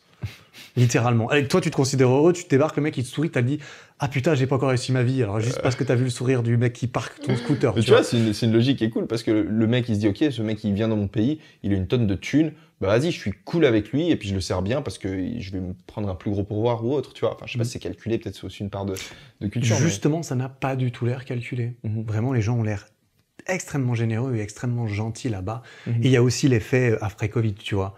J'ai parlé avec eux parce que moi, le mec qui garait mon scooter à Bali tous les jours au cowork, un mec il est là H24 parce que le truc est ouvert H24.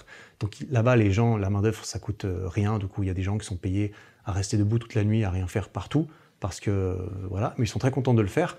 Aussi parce que pendant le Covid, 0 emploi, tu vois. Ils ont tous dû retourner aux rizières, chez les parents et tout. Ça a été de la galère avec le Covid là-bas. Et je parlais un peu aux gens et ils étaient genre tellement heureux de... Le mec qui parquait mon scoot, il s'appelait Andy, il était trop cool. D'ailleurs, il était dans ma vidéo. Ouais, et ce mec, c'était vraiment mon pote parce que moi, je restais... J'ai cru qu'il t'embrouillait, hein. La première la première image de la vidéo. Comme ça, on dirait il va t'embrouiller. Il me dit salut Eric, parce qu'en plus, il savait comment je m'appelle. Et souvent, moi, je partais des fois à 2h du mat du cowork, il était là, tu vois, parce que lui, il est là tout le temps. Il fait des chiffres de 10 heures ou quoi. Ouais. Mais souvent, là, du coup, je le check, je discutais un peu avec lui et je lui demande ouais, ça fait combien de temps que tu es là? Il me dit ouais, ça fait 7 mois que je suis là au cowork et que je parque les scouts. Ouais. Et j'ai même pas genre le temps de lui demander, enfin, je lui ai demandé ouais, ça te plaît et tout. Il m'a dit I love my job, I really love my job, it's the best et tout. Il était tellement genre, sincèrement. Ouais. Et j'étais là, ah ouais, quand même. Ça fait plaisir de voir un mec qui est là, qui adore son travail, alors que, en tant que primaire mundista, tu pourrais te dire, ah ouais, non, lui, il est serveur, il peut pas être heureux, en fait, il est serveur, tu vois. En fait, le mec, il te montre, c'est une leçon d'humilité en mode, la plupart des Balinais là-bas, ils ont l'air, sincèrement, d'être genre plus heureux que la plupart des touristes qui viennent trouver des réponses à Bali, tu vois. Ouais. Parce que il y a beaucoup de gens perdus qui vont là-bas aussi, comme Thomas que j'ai rencontré m'a expliqué. Ouais. Comme quoi, à Bali, tu as la ruée vers l'or des gens, mais tu as aussi tous les gens qui ont une crise existentielle, qui cassent, qui plaquent tout, qui vont à Bali. Et... Tu peux développer un peu là-dessus, ça m'intéresse.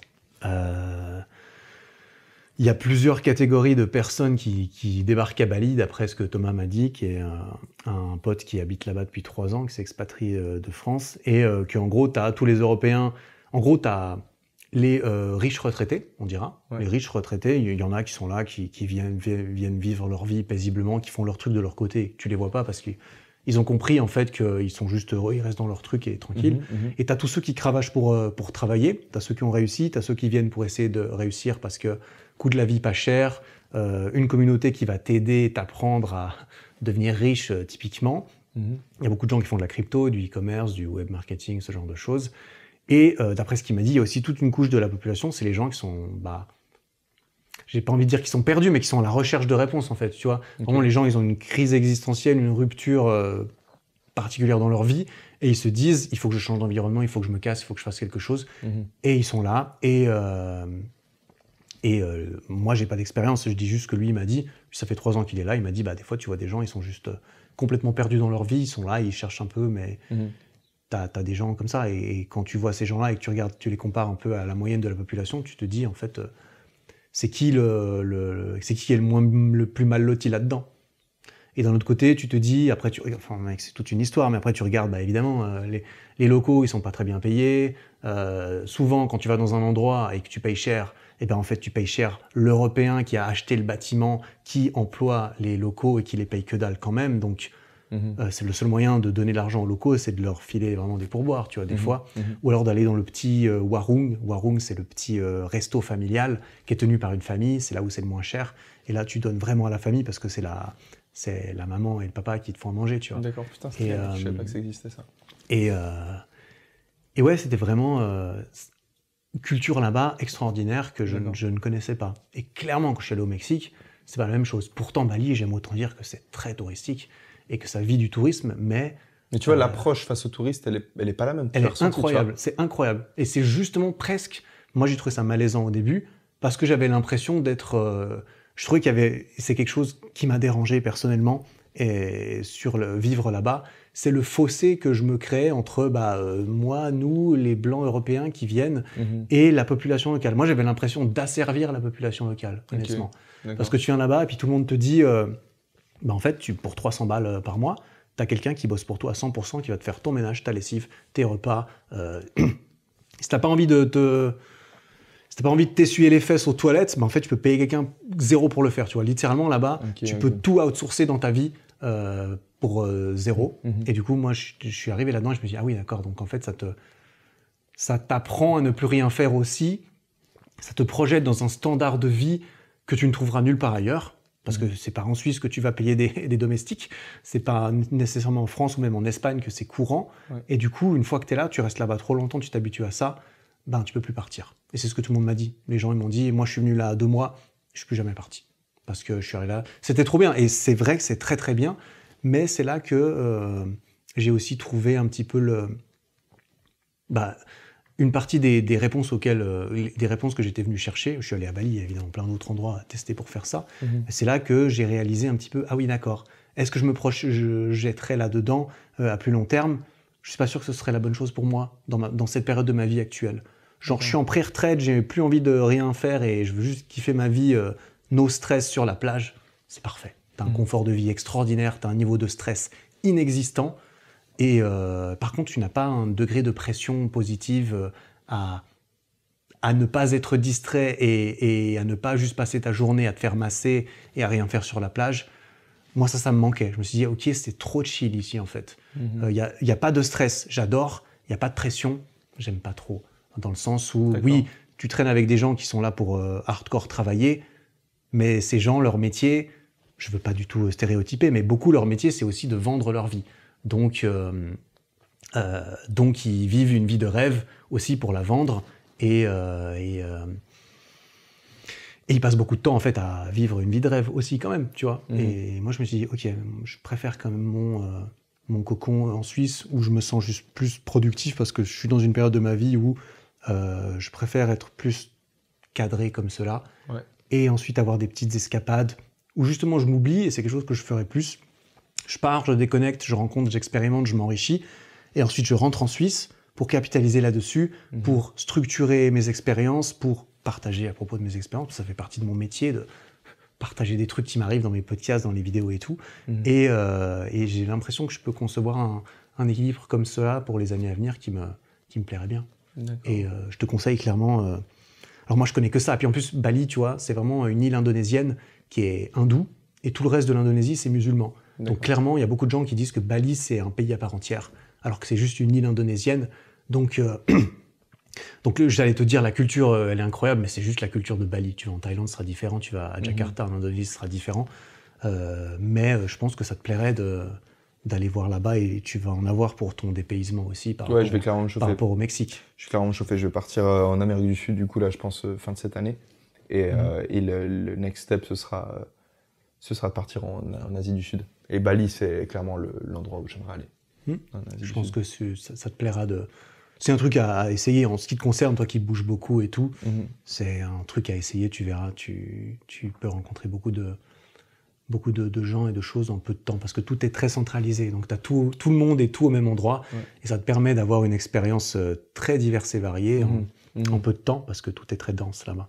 Donc c'était cool. Mec, tu l'as bien vendu en tout cas, mec. Ouais. On a beaucoup parlé. C'est intéressant le fait que tu dises que t'aimes bien genre partir là-bas et revenir ici pour intégrer toutes les nouvelles choses que tu as pu apprendre. Et quand tu passes beaucoup de temps ici, de nouveau, genre on avait parlé un petit peu entre les deux épisodes. D'ailleurs, je commence à avoir les yeux qui brûlent, mec. Toi, tu sens comment? Ça va, mais mec, c'est toi qui me dis, hein, quand tu veux conclure, c'est toi, c'est le maître. C'est vrai, mec. T'es le maître d'orchestre. Tiens, on continue à parler, on va faire du watch time. C'est pour vous, ça. Mais quand on disait juste avant que quand tu pars en vacances, en fait, tu te places toi-même dans des nouveaux environnements et t'en apprends sur toi-même et tu grandis, pas nécessairement d'un point de vue pro, parce que c'est pas en vacances ou à l'étranger que tu vas être le plus productif professionnellement, si tu veux. Moi, genre, tu vois, en partant en France, à Barcelone, ou droit derrière au Mexique. C'est pas comme ça que je peux créer le plus de vidéos possible, tu vois. Genre, si je voudrais créer un maximum de vidéos, il faudrait que je sois genre chez moi, tu vois, que je me prenne limite un appartement en Suisse ou à un seul endroit, que je reste là et que je me mette à créer dans cet endroit-là. Et en fait, il y a la possibilité de te développer personnellement, mais dans ton travail. Et c'est un truc que toi, tu fais beaucoup. Au sens où toi, tu es en train de constamment, par exemple, là, tu travailles avec un nouveau monteur vidéo. Je sais pas si c'est un truc dont on peut parler ou tu travailles avec un nouveau monteur vidéo et ça t'a pris beaucoup de temps de le trouver, tu vois. Tu es passé par tout un process de recrutement, tu as remis en question la façon de travailler avec l'autre personne avec laquelle tu montais les vidéos et à nouveau, tu vois, genre tu t'aventures vers l'inconnu, donc tu vas essayer de découvrir des nouvelles façons de gérer ta vie, mais d'un point de vue business, en fait, au final. Et tout ça pour dire que... Je vais arrêter mon point d'ancrage. Vas-y. Tout ça pour dire que, en ce moment, moi, mon goal, ce serait de devenir, et je pense que je réalise que je le fais beaucoup mieux, en tout cas cette expérience au Mexique, c'est un gros point positif là-dessus, que j'arrive en fait à, indépendamment de l'endroit où je me trouve sur Terre, j'arrive à faire abstraction complète du chaos qui règne autour de moi et moi avoir genre ma structure, mon habitude, mes habitudes si tu veux et de réussir à produire du contenu où que je sois si tu veux.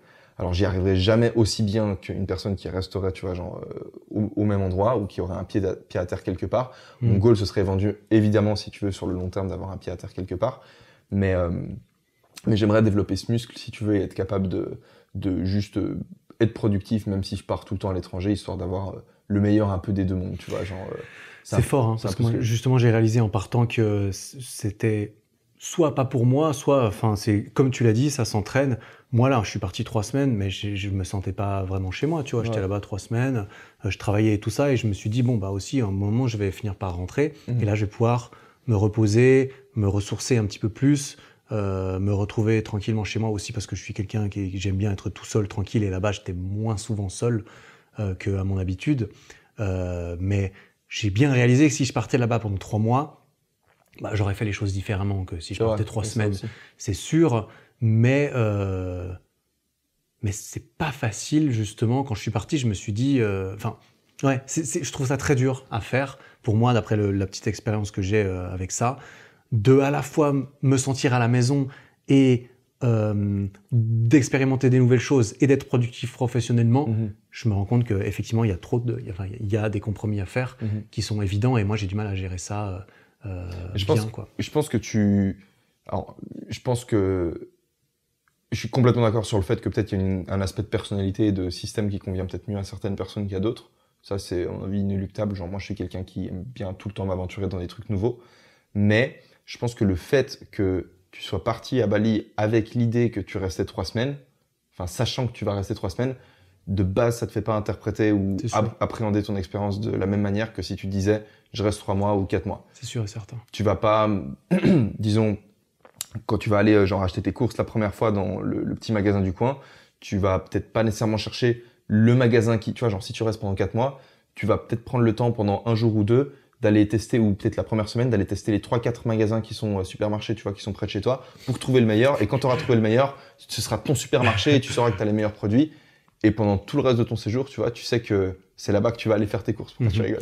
Petite anecdote, j'ai jamais fait de course là-bas en 3 semaines. Ah voilà, tu vois. Mais là-bas, tu vois, tu ne fais pas de course. Et alors, je sais pas du coup oui, non, mais c'est pour ça que ça me fait marrer. C'est un style de vie que ne pas faire de course pendant 3 mois, 4 mois, 1 an, c'est un truc que tu te verrais vivre. Mais je pense pas.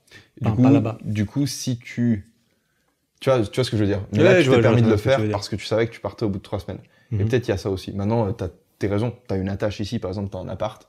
Moi, je pense que si j'avais un appart et un doudou, j'ai mon doudou aussi. Enfin bref, et je suis très attaché à ma vie ici. Et je m'en suis d'autant plus rendu compte en revenant, en fait.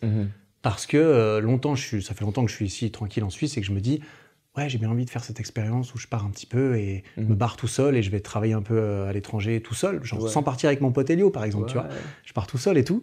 Et là, quand je suis rentré, je me suis dit, mais putain, j'aime ma vie ici, en fait. Genre, j'étais trop heureux quand je suis rentré. Ouais, j'ai vu, ça s'est ressenti de ouf, mec. J'étais tellement content, j'étais là, putain, j'adore ma vie, en fait. Vraiment, je l'aime encore plus depuis que je suis parti voir ailleurs et que je suis revenu là. Et c'est pas nécessairement le cas de tout le monde, tu vois. Complètement. Moi, j'ai rencontré des gens là-bas qui se sont expatriés là-bas et ils m'ont dit ils habitaient dans la banlieue de Paris, il faisait gris, le quartier, ils aimaient pas du tout. C'est vrai que moi, j'adore l'endroit où je vis et je pense qu'on peut faire pire et que ça influence beaucoup de choses. Moi, je me sens chez moi en Suisse, accueilli, accepté, je me sens en Suisse et tout. J'ai rencontré des gens, Thomas, il en parle d'ailleurs dans un épisode qu'on a fait ensemble. Thomas, qui a des origines asiatiques, il se sentait pas chez lui. Il se prenait des trucs racistes un petit peu toute sa vie en France. Il était très content de se barrer, tu vois. Et il s'est dit, ici, c'est chez moi. Je suis en Asie, je suis chez moi aussi, tu vois. Les gens ici, personne me dit, là, il le dit lui-même, ici, personne va me parler de mes yeux bridés, tu vois. Et lui, il a trouvé une nouvelle maison ici, tu vois. Là-bas, du coup. Et c'est propre à chacun. Et c'est pour ça que je trouve ça très cool d'avoir pu expérimenter ça. Et je vais continuer de bouger un petit peu, de faire des petites choses. Et je pourrais juste conseiller à n'importe qui, du coup, de se faire sa propre question, de justement prendre le temps que tu peux te permettre de prendre dans les conditions qui te semblent les meilleures pour te demander est-ce que je me verrais peut-être me barrer, parce que tout le monde, évidemment, gagne pas sa vie sur Internet, mais il y a des options de télétravail qui sont possibles. Au Mexique, on en a rencontré beaucoup qui télétravaillaient depuis le Costa Rica ou quoi, ou plein d'autres options. Tu fais ton expérience, tu te mets dans les conditions qui te semblent les plus représentatives de ce que tu es venu tester là-bas, et tu fais ton expérience, tu fais ton petit bilan, et puis tu peux que en ressortir grandi. Complètement. Et j'ai une petite question / hypothèse. J'ai rencontré j'ai rencontré une pote en fait que je connaissais déjà au Mexique, et 2-3 jours avant qu'elle rentre en Suisse allemande. Et en fait, elle m'a dit un truc qui m'a assez frappé. Elle m'a dit qu'elle se réjouissait pas de rentrer en Suisse.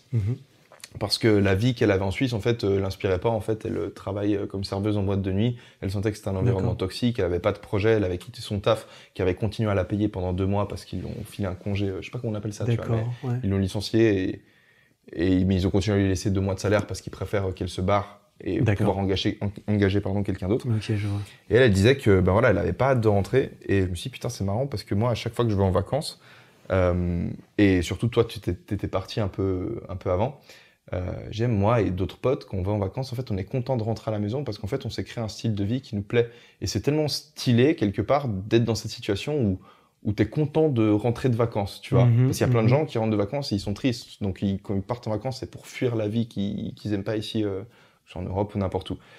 Maintenant, l'exemple de Thomas, tu disais, cette fille ou alors un mec qui qui aime pas le pays dans lequel il vit de base parce que... Attends, comment est-ce que je pourrais... Peut-être je vais pas revenir sur Thomas. Ce que je veux dire, c'est que toi, ce qui te plaît ici en Suisse, c'est de nouveau, j'en sais rien, tu vois, mais est-ce que ce ne serait pas... Est-ce que ce qui te plaît en Suisse, tu serais pas capable de le reproduire ailleurs? Au sens où, est-ce que ce que tu aimes en Suisse, en réalité, c'est pas cette structure dans laquelle tu as un environnement d'ordre, donc tu as t'as tout ton appart, t'as une pièce pour le travail, tu as réussi à être productif et tu sais où tu vas faire tes cours. Enfin, tu vois ce que je veux dire? Est-ce que cet environnement même, tu pourrais pas, si tu décidais d'aller à l'étranger, mais cette fois-ci avec l'idée de ne pas partir juste 3 semaines et d'être dans un Airbnb où tu n'achètes pas tes meubles ou autre, mais si tu louais un appartement, ou même si tu en achetais un, mais admettons que tu loues ton appartement à l'étranger, est-ce que tu ne pourrais pas du coup recréer exactement ce même truc à l'étranger? Parce qu'au final, on parle pas du ciel gris ou autre que tu détestes ou autre, tu vois ce que je veux dire? J'ai l'impression que ce qui te plaît ici, c'est... Je me trompe peut-être, tu vois. Mais... Je pourrais en recréer une version alternative, je pense. Ça prendrait un certain temps, ça demanderait des efforts. Il y a des choses que je ne pourrais pas recréer. Je ne vais pas pouvoir délocaliser mes parents et mes meilleurs potes là-bas. Mon chat, c'est déjà plus facile, mais, tu peux le délocaliser. Mais toutes mes racines ici, il y en a beaucoup que je vais devoir laisser là. Ouais. Ça, ce ne sera pas possible. C'est les humains, en fait. C'est ça. Et je pourrais, évidemment, je me suis dit, en plus à Bali, il y a plein, typiquement, parce que là-bas, c'est de là que je viens, j'ai vu des personnes qui sont là-bas, ils font construire leur propre villa comme ils veulent, ils ont leurs petites pièces, ils font leurs trucs et tout. Je me suis dit, ok, je pourrais me représenter ça, je suis chez moi, j'ai ma pièce, je suis loin des distractions qui pullulent partout dans l'environnement là-bas. Et je suis là, ok, je pourrais me voir effectivement faire ça. Et plus je restais vers la fin, plus je me voyais rester, tu vois. Et c'est ce que tout le monde m'a dit, plus tu restes, moins tu as envie de partir. Et j'ai ressenti ça vers la fin. Et je me suis dit, oui, je pourrais probablement. Mais ça demanderait beaucoup de concessions, ça demanderait beaucoup d'efforts. J'entends, si je dois déménager, aller là-bas et tout, c'est un gros chamboulement, etc. Tout ça pourquoi? Pour faire ce que je fais ici et qui me rend déjà heureux dans un autre contexte. Alors oui, ce serait intéressant, mais est-ce que j'ai pas plus à y gagner à simplement aller là-bas et rester un certain temps et revenir? Parce que si mon but dans ma vie, c'est de me développer dans ce qui m'intéresse le plus, moi en tant qu'être humain et puis mes activités, etc. Je pense que c'est ici l'environnement le plus optimal pour moi. C'est là où je me sens le mieux dans ma tête, dans mon corps et dans mes activités du quotidien. Et que si je délocalise ça, bah, peut-être je le ferai tout aussi bien ailleurs, mais du coup, pourquoi changer? Pour être dans un nouvel environnement et expérimenter des nouvelles choses? Ouais, mais je vois pas l'intérêt. Et la rentabilité des sacrifices à faire, qui serait de toutes les choses que je ne pourrais pas prendre avec moi. Et je me dis... Ouais, c'est vrai. En fait, ce serait un pari trop hasardeux. Parce que l'intérêt, tu ne le vois pas. En fait, je ne vois pas qu'est-ce que j'aurais de plus à gagner là-bas que de rester là, en partant du fait que d'aller là-bas, c'est compliqué, et c'est évidemment une entreprise que déménager et m'expatrier dans un autre pays ou quoi, ça représente un effort. Ouais. Les choses que je dois laisser ici, et je me dis, bon, ok, mais ensuite je suis là-bas, et je dois prendre un temps pour m'adapter et tout. Ça, c'est du temps, de l'énergie que j'ai investi pour partir là-bas. J'ai du mal à voir le gros point positif que je vais chercher en sacrifiant tout ça. C'est ça, en fait. Parce qu'en fait, c'est un pari. Parce que te mettre là-bas, tu remets ton système, mais tu vas très certainement, tu vois, genre le point positif, les choses que tu vas pouvoir en retirer, tu sais pas en fait encore ce que tu vas en retirer. Mais c'est une fois que tu es là-bas et qu'il va se passer, genre, je sais pas quoi, en fait, tu vas pour la première fois de ta vie te dire, ok, maintenant je vis dans un endroit, dans un pays, dans une culture que je connais pas. Et en fait, ça, tu sais absolument pas au jour d'aujourd'hui comment tu vas réagir face à ça. Donc c'est le gros point d'interrogation. Il y a du positif, du négatif qui ressortirait de ça. Mais la taille des sacrifices que tu devrais faire pour te mettre dans cette situation qui est un point d'interrogation, t'as un moment, une phase de ta vie où tu te dis, ça vaut pas la peine, tu vois. Genre, t'as pas envie de le faire. C'est ça, c'est trop de risques. C'est trop de risques par rapport à un résultat qui est effectivement, comme tu l'as dit, un point d'interrogation, qui peut être très positif, qui peut être neutre, qui peut être négatif. Mais même s'il est négatif, il est positif au final, tu vois. Parce que du coup, tu sais ce que ça fait. Bon, effectivement, oui, de toute façon, on est d'accord à ce niveau-là. Mais c'est vrai qu'aujourd'hui, je me sens bien plus... Là, aujourd'hui, c'est-à-dire maintenant, dans cette période de ma vie, et là, je me projette sur quelques années, probablement, là, j'ai l'impression, avec cette expérience, de consolider un petit peu cette façon de vivre ma vie qui me semble la plus proliférante pour moi et enrichissante pour moi. j'ai ma vie ici, je suis très heureux. Moi, je me vois ici éduquer mes enfants, tu vois, honnêtement. Je me vois le faire nulle part ailleurs. Pareil. Ici, j'ai envie d'être ici et de profiter quand même de ce luxe et de ces opportunités que j'ai de pouvoir partir plus que 4 semaines par an, quelque part, si j'ai envie, par exemple. Et de pas trop avoir à compter mon argent quand je pars à l'étranger, etc. J'ai quand même pas envie de m'enfouir dans un seul endroit et tout, mais de faire mes petites expériences, et je travaille un petit peu là-dessus, je fais ça gentiment, je fais ça là, je suis parti au Mexique avec toi, je suis allé à Bali et tout. Là, je vais me calmer, je vais rester aussi un petit peu là, je vais aller te voir à Barcelone, et puis ensuite on ira en vacances à Budapest, mais c'est les seuls voyages que j'ai prévus. Sinon, je me vois bien rester là. Et puis l'hiver prochain, quand il commencera à faire gris et démotivant, peut-être que je partirai vers d'autres aventures, on verra. Mais, en Turquie, mec. En Turquie. Un petit vlog Turquie, hashtag calvitie et tout. On était sur le balcon, moi je me secouais les cheveux et frère, je perdais des cheveux, je perds plus de cheveux que toi. Ouais, mais j'en ai moins, moi. J'en ai moins que toi. Ouais, mais je pense que du coup... J'ai 3 ans de plus, à ce rythme-là, mec. Ouais, on part ensemble. Bah, du coup, moi, prochaine vacances avec Elio pour boucler la boucle de l'épisode. Prochaine vacances, vlog en Turquie. On va se gratter des feuilles. Nouvelle culture. Est-ce que tu te projettes habiter en Turquie, aller au Istanbul, ça te chauffe et tout? Ça, c'est notre prochain podcast dans un an où on reflète. Pourquoi pas, hein.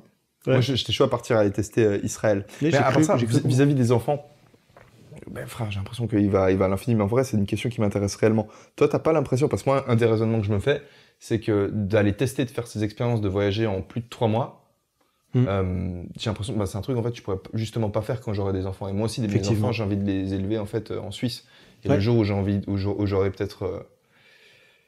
Alors, moi, que je réussis, mon goal en réalité, ce serait... J'aimerais bien aussi avoir une copine, tu vois. C'est un truc qui me chaufferait bien, mais... J'aimerais trouver une fille en fait qui soit capable de voyager avec moi et de partir un peu, qui pourrait venir en fait, qui pourrait avoir cette liberté géographique. Et c'est vrai que toi t'as une copine qui est ici en Suisse et quelque part c'est une attache en fait. On parle encore une fois d'attache humaine. Mais les enfants ce serait une de plus. Ouais. Mais justement, honnêtement, et peut-être que je me fais des illusions tout seul, je ne sais pas. Au jour d'aujourd'hui, là, quelques jours après être rentré ici, je me dis, je ne pense pas avoir envie de me barrer 3-4 mois quelque part, tu vois. Je ne pense pas avoir envie, même si je pouvais, parce que là, évidemment, ça demanderait des histoires avec mon chat et d'autres choses qu'il faudrait régler ici pour que je puisse partir. Je peux pas juste me barrer demain, quand même si j'ai beaucoup d'options à ce niveau-là. Je ne pense pas que j'aurais envie de le faire, tu vois. Sincèrement, avec l'expérience que j'ai eue là, je me suis dit, c'est très bien, mais en fait, je suis très content de partir 2 semaines en vacances avec mon meilleur pote au Mexique, 3 semaines là-bas pour vivre un peu ma vie d'influenceur, tester des trucs, surfer, tout ça, c'est cool. Mais je suis content, après 3 semaines, de rentrer ici et de retrouver ma vie, tu vois. Ouais. Et c'est là que je me dis, si je devais partir 3 mois, oui, s'il faut, je vais pas me plaindre, attends. Mais je me dis, ça me donne pas envie, ça me vend pas du rêve. Tu viens de rentrer ça me vend moins du rêve qu'avant, en fait. Tu viens de rentrer de 3 semaines de Bali, mec, et t'as tout un système ici qui te plaît aussi beaucoup. Donc, ouais, et j'en suis d'autant plus reconnaissant depuis que je suis rentré, en fait, tu vois. Ouais. Et c'est possible que je parte 3 mois, ce serait très bien. Ce que je sais, c'est que là, aujourd'hui, si je pars pas 3 mois d'ici la fin de l'année, maintenant, tout de suite, je me sens pas privé du tout, tu vois. Je suis là en mode, je suis content, tu vois. Je suis vraiment... j'ai l'impression d'avoir appris des trucs. Ça veut pas dire que je vais pas changer d'avis ou je vais pas apprendre des nouvelles choses, évidemment. Ouais. Mais là, maintenant, tout de suite, je suis plus en paix avec l'idée de me dire, en fait, je suis en Suisse et je vais pas genre me barrer, en fait. Même si je peux aller sur une plage magnifique, habiter, en fait, je réalise que j'en ai moins envie. Et même si c'était juste un stratagème comme quoi, vu que c'est compliqué de le faire, je préfère m'auto-convaincre que j'en ai pas envie, je pense pas que ce soit le cas. Mais même si c'était le cas, je me dis, ok. Moi, si je peux signer là une feuille où je suis heureux pour toujours dans ma chambre sans jamais sortir, c'est une proposition convaincante, quelque part, dans le sens où si j'ai la garantie de toujours être le plus heureux de toujours, alors que tu me proposes un plan pourri dans l'idée, alors je pars un peu loin, mais j'ai envie de dire, là, aujourd'hui, je suis convaincu plus convaincu que je suis trop content avec ce que j'ai, tu vois. Mec, c'est trop stylé. Comme je t'ai dit avant qu'on enregistre ce matin, je crois qu'on buvait le café, mec, ça me fait trop plaisir, parce que tu m'as fait le discours que tu kiffais trop être ici et que tu avais kiffé revenir en Suisse, et mec, ça me fait plaisir. Ça me fait plaisir que tu sois là aussi, mec. Ça me fait plaisir de te voir ici dans... c'est un peu chez toi, t'es un peu né par ici quand même. Mec, je suis un fly house, mec. Ouais. Elle est bien, elle est confortable. T'es pas né chez moi, mais t'es quand même... Je suis chez moi, chez toi? Presque, mec. Putain, oh. Les questions que je te pose aussi, je les pose beaucoup aussi pour moi, tu vois, parce que toutes ces questions, c'est un peu des questions qui tournent un petit peu dans ma tête. Là, en ce moment, je suis en train de beaucoup partir à l'étranger, T'expérimentes beaucoup, différents justement. trucs. Et comme je l'ai, pour le redire une troisième fois, moi, avoir en tout cas un pied à terre en Suisse, c'est quelque chose qui me plairait beaucoup. Et c'est pour ça que ça m'intéresse d'avoir beaucoup de ton retour là-dessus. Tu vois, je te pose beaucoup d'objections, j'essaie de te chatouiller sur différents angles parce que j'ai vraiment envie d'avoir le maximum d'infos de comment toi tu vis le truc, tu vois, les réponses que tu me donnes ensuite, c'est des questions que moi-même je vais être amené à me poser, tu vois, et je vais me dire, ok, donc est-ce que dans la façon de voir les choses d'Eric, il n'y a pas un truc intéressant à tirer? Et en fait, je vais me servir de ce podcast, je vais regarder ce podcast en fait souvent. Mec, c'est la même chose pour moi, parce que toi et moi, mine de rien, moi j'ai l'optique d'avoir mon pied à terre en Suisse et de partir un petit peu, et toi, tu as vécu l'aspect complémentaire, c'est-à-dire tu n'as pas de pied à terre, mais tu passes 3 mois ici, 3 mois là-bas. Moi, j'ai jamais passé 3 mois ici, 3 mois là-bas. Toi, tu n'as jamais eu de pied à terre ici. Et au final, on a les deux des expériences très complémentaires. Mais si ça se trouve, moi, je pars 3 mois, j'adore ça. Ça se trouve, toi, tu as un pied à terre ici, tu détestes ça. Tu sais pas. Ouais. Donc, on fait un peu comme ça, on vit un peu nos expériences. Et tout ce que je nous souhaite, c'est juste d'expérimenter et de capitaliser à chaque fois et d'améliorer un petit peu notre façon de vivre notre vie au fur et à mesure, tu vois. Si ça se trouve, je rate ma vie en partant pas 4 mois de suite quelque part. Tant que je m'en rends pas compte, c'est pas grave. Tant que tu te mens pas à toi-même, mec. Ouais, et j'ai pas l'impression de me mentir à moi-même, justement. Et c'est ça que je trouve très très cool. Okay. C'est que j'ai pas l'impression, ça se trouve dans 6 mois, c'est en novembre et je me dis, ok, je plaque tout, je me casse et tout. Mais je pense pas. Donc, j'essaie justement de pas être dans cette optique où je me mens à moi-même parce qu'en fait, j'ai le luxe aujourd'hui, toi aussi, d'avoir beaucoup de liberté et ce serait dommage de ne pas en tirer profit pour de vrai. Ouais. Pas de juste faire quelque chose parce que ça rendrait bien aux yeux des autres ou que c'est la vie de rêve idéalisée. Okay. Et moi, je réalise, c'est en rentrant ici que je me suis dit, mais en fait, là-bas, tout le monde me disait que c'était la vie de rêve et en fait, moi, ma vie de rêve, j'ai l'impression que je la vois plus ici, tu vois. Je la vois un petit peu plus. Mec, c'est très fort d'avoir réussi à faire abstraction de ce truc, mec. Parce que je vois vraiment ce que tu veux dire, en fait. Surtout quand t'es influenceur et quelque part tu exposes, alors toi t'exposes pas réellement ta vie aux gens, mais quand même d'une certaine manière quand tu montes tes stories sur Insta, donc il y a un côté très tentant de te dire vas-y je vais m'installer à Bali, comme ça je vais montrer aux autres que tu vois ce que je veux dire, je comprends la tentation et du coup je comprends en fait aussi la logique de tous ces gens qui sont là-bas, qui vendent leur lifestyle. Complètement. Et c'est très bien, moi j'ai rencontré plein de gens là-bas, c'est ce que j'ai préféré là-bas, c'est autant les locaux que la communauté de gens qui travaillent là-bas. Pour moi, chacun fait ses vies, ses machins. Des gens qui sont là-bas, ils sont très heureux, c'est génial. Pour moi, il n'y a pas de « oh, c'est pas bien d'aller à Bali » parce que c'est pas éthique, parce que chacun il fait ses choix, il vit sa vie, c'est pas facile de faire ses choix pour soi-même. Moi, j'ai du mal. Donc, moi, je m'en fous. Les autres, je vais pas leur dire comment ils devraient faire leur truc. Il y en a qui sont là-bas, ils sont très contents. Je les crois volontiers. Et on est tous dans la même galère. On est tous dans notre tête, dans notre corps. J'essaie déjà de me sentir bien chez moi avant de dire que lui, il fait semblant ou que lui, X ou Y, tu vois. Donc, c'est très bien. Tous ceux qui sont là-bas, ils ont le choix d'expérimenter. Ils sont tous là-bas par choix, en plus, là-bas, tu vois. Donc, on peut pas se plaindre. Dès qu'on a le luxe de partir, voir si on a envie d'habiter ailleurs, on a déjà beaucoup d'options et de plaisir quand même par rapport à justement d'autres personnes qui justement regardent le Premier Mundista et qui ont l'impression que les autres ils sont privilégiés et eux pas. J'aime penser que je suis quand même pas moins privilégié. Donc voilà, mais après c'est chacun dans sa tête quand même. T'as beau être privilégié, riche, pauvre, noir, blanc, homme, femme, ça change rien, tu peux être bien ou pas bien, n'importe où, avec n'importe qui. Continue, mec, t'es non, j'ai fini. J'ai terminé. C'était trop bien, mec. C'est fini. Je voulais pas que t'arrêtes. Ah, mec, je suis éclaté. Ça fait combien de temps qu'on parle? Ouais, moi aussi, mec. Je suis vraiment. Enfin, on a commencé à quelle heure ce deuxième podcast? Alors je sais pas, mais ça doit bien faire 1h30 au moins, je pense. Ah, frère, 2 podcasts d'affilée, c'est violent quand même. Hein. C'est violent dans la tête, mec. C'est fatigant. Mais c'était très cool. Merci, mec. Je suis content d'avoir réussi à enregistrer une deuxième conversation comme ça. Moi, d'un point de vue perso, j'ai grave kiffé, mec. Ça va être. J'ai besoin en fait de réécouter parce que Je vais être sincèrement complètement honnête. Ouais, Il y a des petits moments où je décroche un peu, Oui, c'est normal, tu vois. mec. Et je vais avoir plaisir avec. Ça reste. Enfin, je sais pas à quel point on est toujours en train d'enregistrer. Ouais, mais là, ça enregistre. mais- ça reste un épisode de podcast. Filmer un épisode de podcast, c'est du travail. Donc, Ouais. selon moi, c'est important de faire le travail quand même, dans le sens où, même si tu décroches un petit peu, ça s'est pas vu, tu vois. Donc, Ah ouais? bah non. Je sais pas. Enfin, Ouais, j'essaie de j'ai pas continuer vu à que te regarder. j'ai pas vu que les tu yeux, m'écoutais genre, même plus, tu vois. Mais là, c'était stylé, mec. Mec, merci beaucoup d'avoir pris le temps pour ce deuxième épisode. Merci à toi. Comme d'hab, comme d'hab. Abonnez-vous à la chaîne de podcast d'Elio. Quoi. Et abonnez-vous à la chaîne de podcast. Soyez de sûr Eric. d'être bien abonné. Et puis, Et activez les cloches. Tous les liens dans la description pour le podcast de R. Ou dans la. Comment on appelle ça? Le truc du podcast. Les notes de les l'épisode. notes, ouais. Ou dans les notes de l'épisode. Et puis, voilà, c'est tout. Passez une bonne fin de soirée. Prenez soin de vous, de vos proches. Voyagez, de vous-même. Oui, ne tu vous l'as mentez dit, pas. tu Si l'as vous, dit. si vous voulez vraiment voyager, voyagez. Si vous voulez pas voyager, voyagez pas. C'est la morale de cette heure et demie d'épisode. Voyagez si vous avez Donc, envie. on a vraiment parlé de On a parlé de nos bien vacances. trucs. On est quand même resté sur le thème du voyage. C'était. Je crois que j'aurais au montage coupé un petit peu, tu sais, le début parce qu'on a mis un peu de temps avant de parler C'est des vrai, vacances. je suis C'était d'accord. censé être le sujet de De l'épisode. toute façon, mec, moi je t'enverrai le truc entier. Donc si vous retouché. regardez l'épisode, vous allez remarquer qu'il y a eu une coupure et c'est moi qui l'ai faite. Voilà. C'est pas Vous moi, ne saurez c'est jamais Elio, c'est Elio. de quoi on a parlé. Pas de bol. Euh, Voilà, merci beaucoup. mec, Merci, mec. Plaisir. Ah, j'ai mal au cul. J'ai mal à la bite. Mec, 1h50, sa mère. Oh.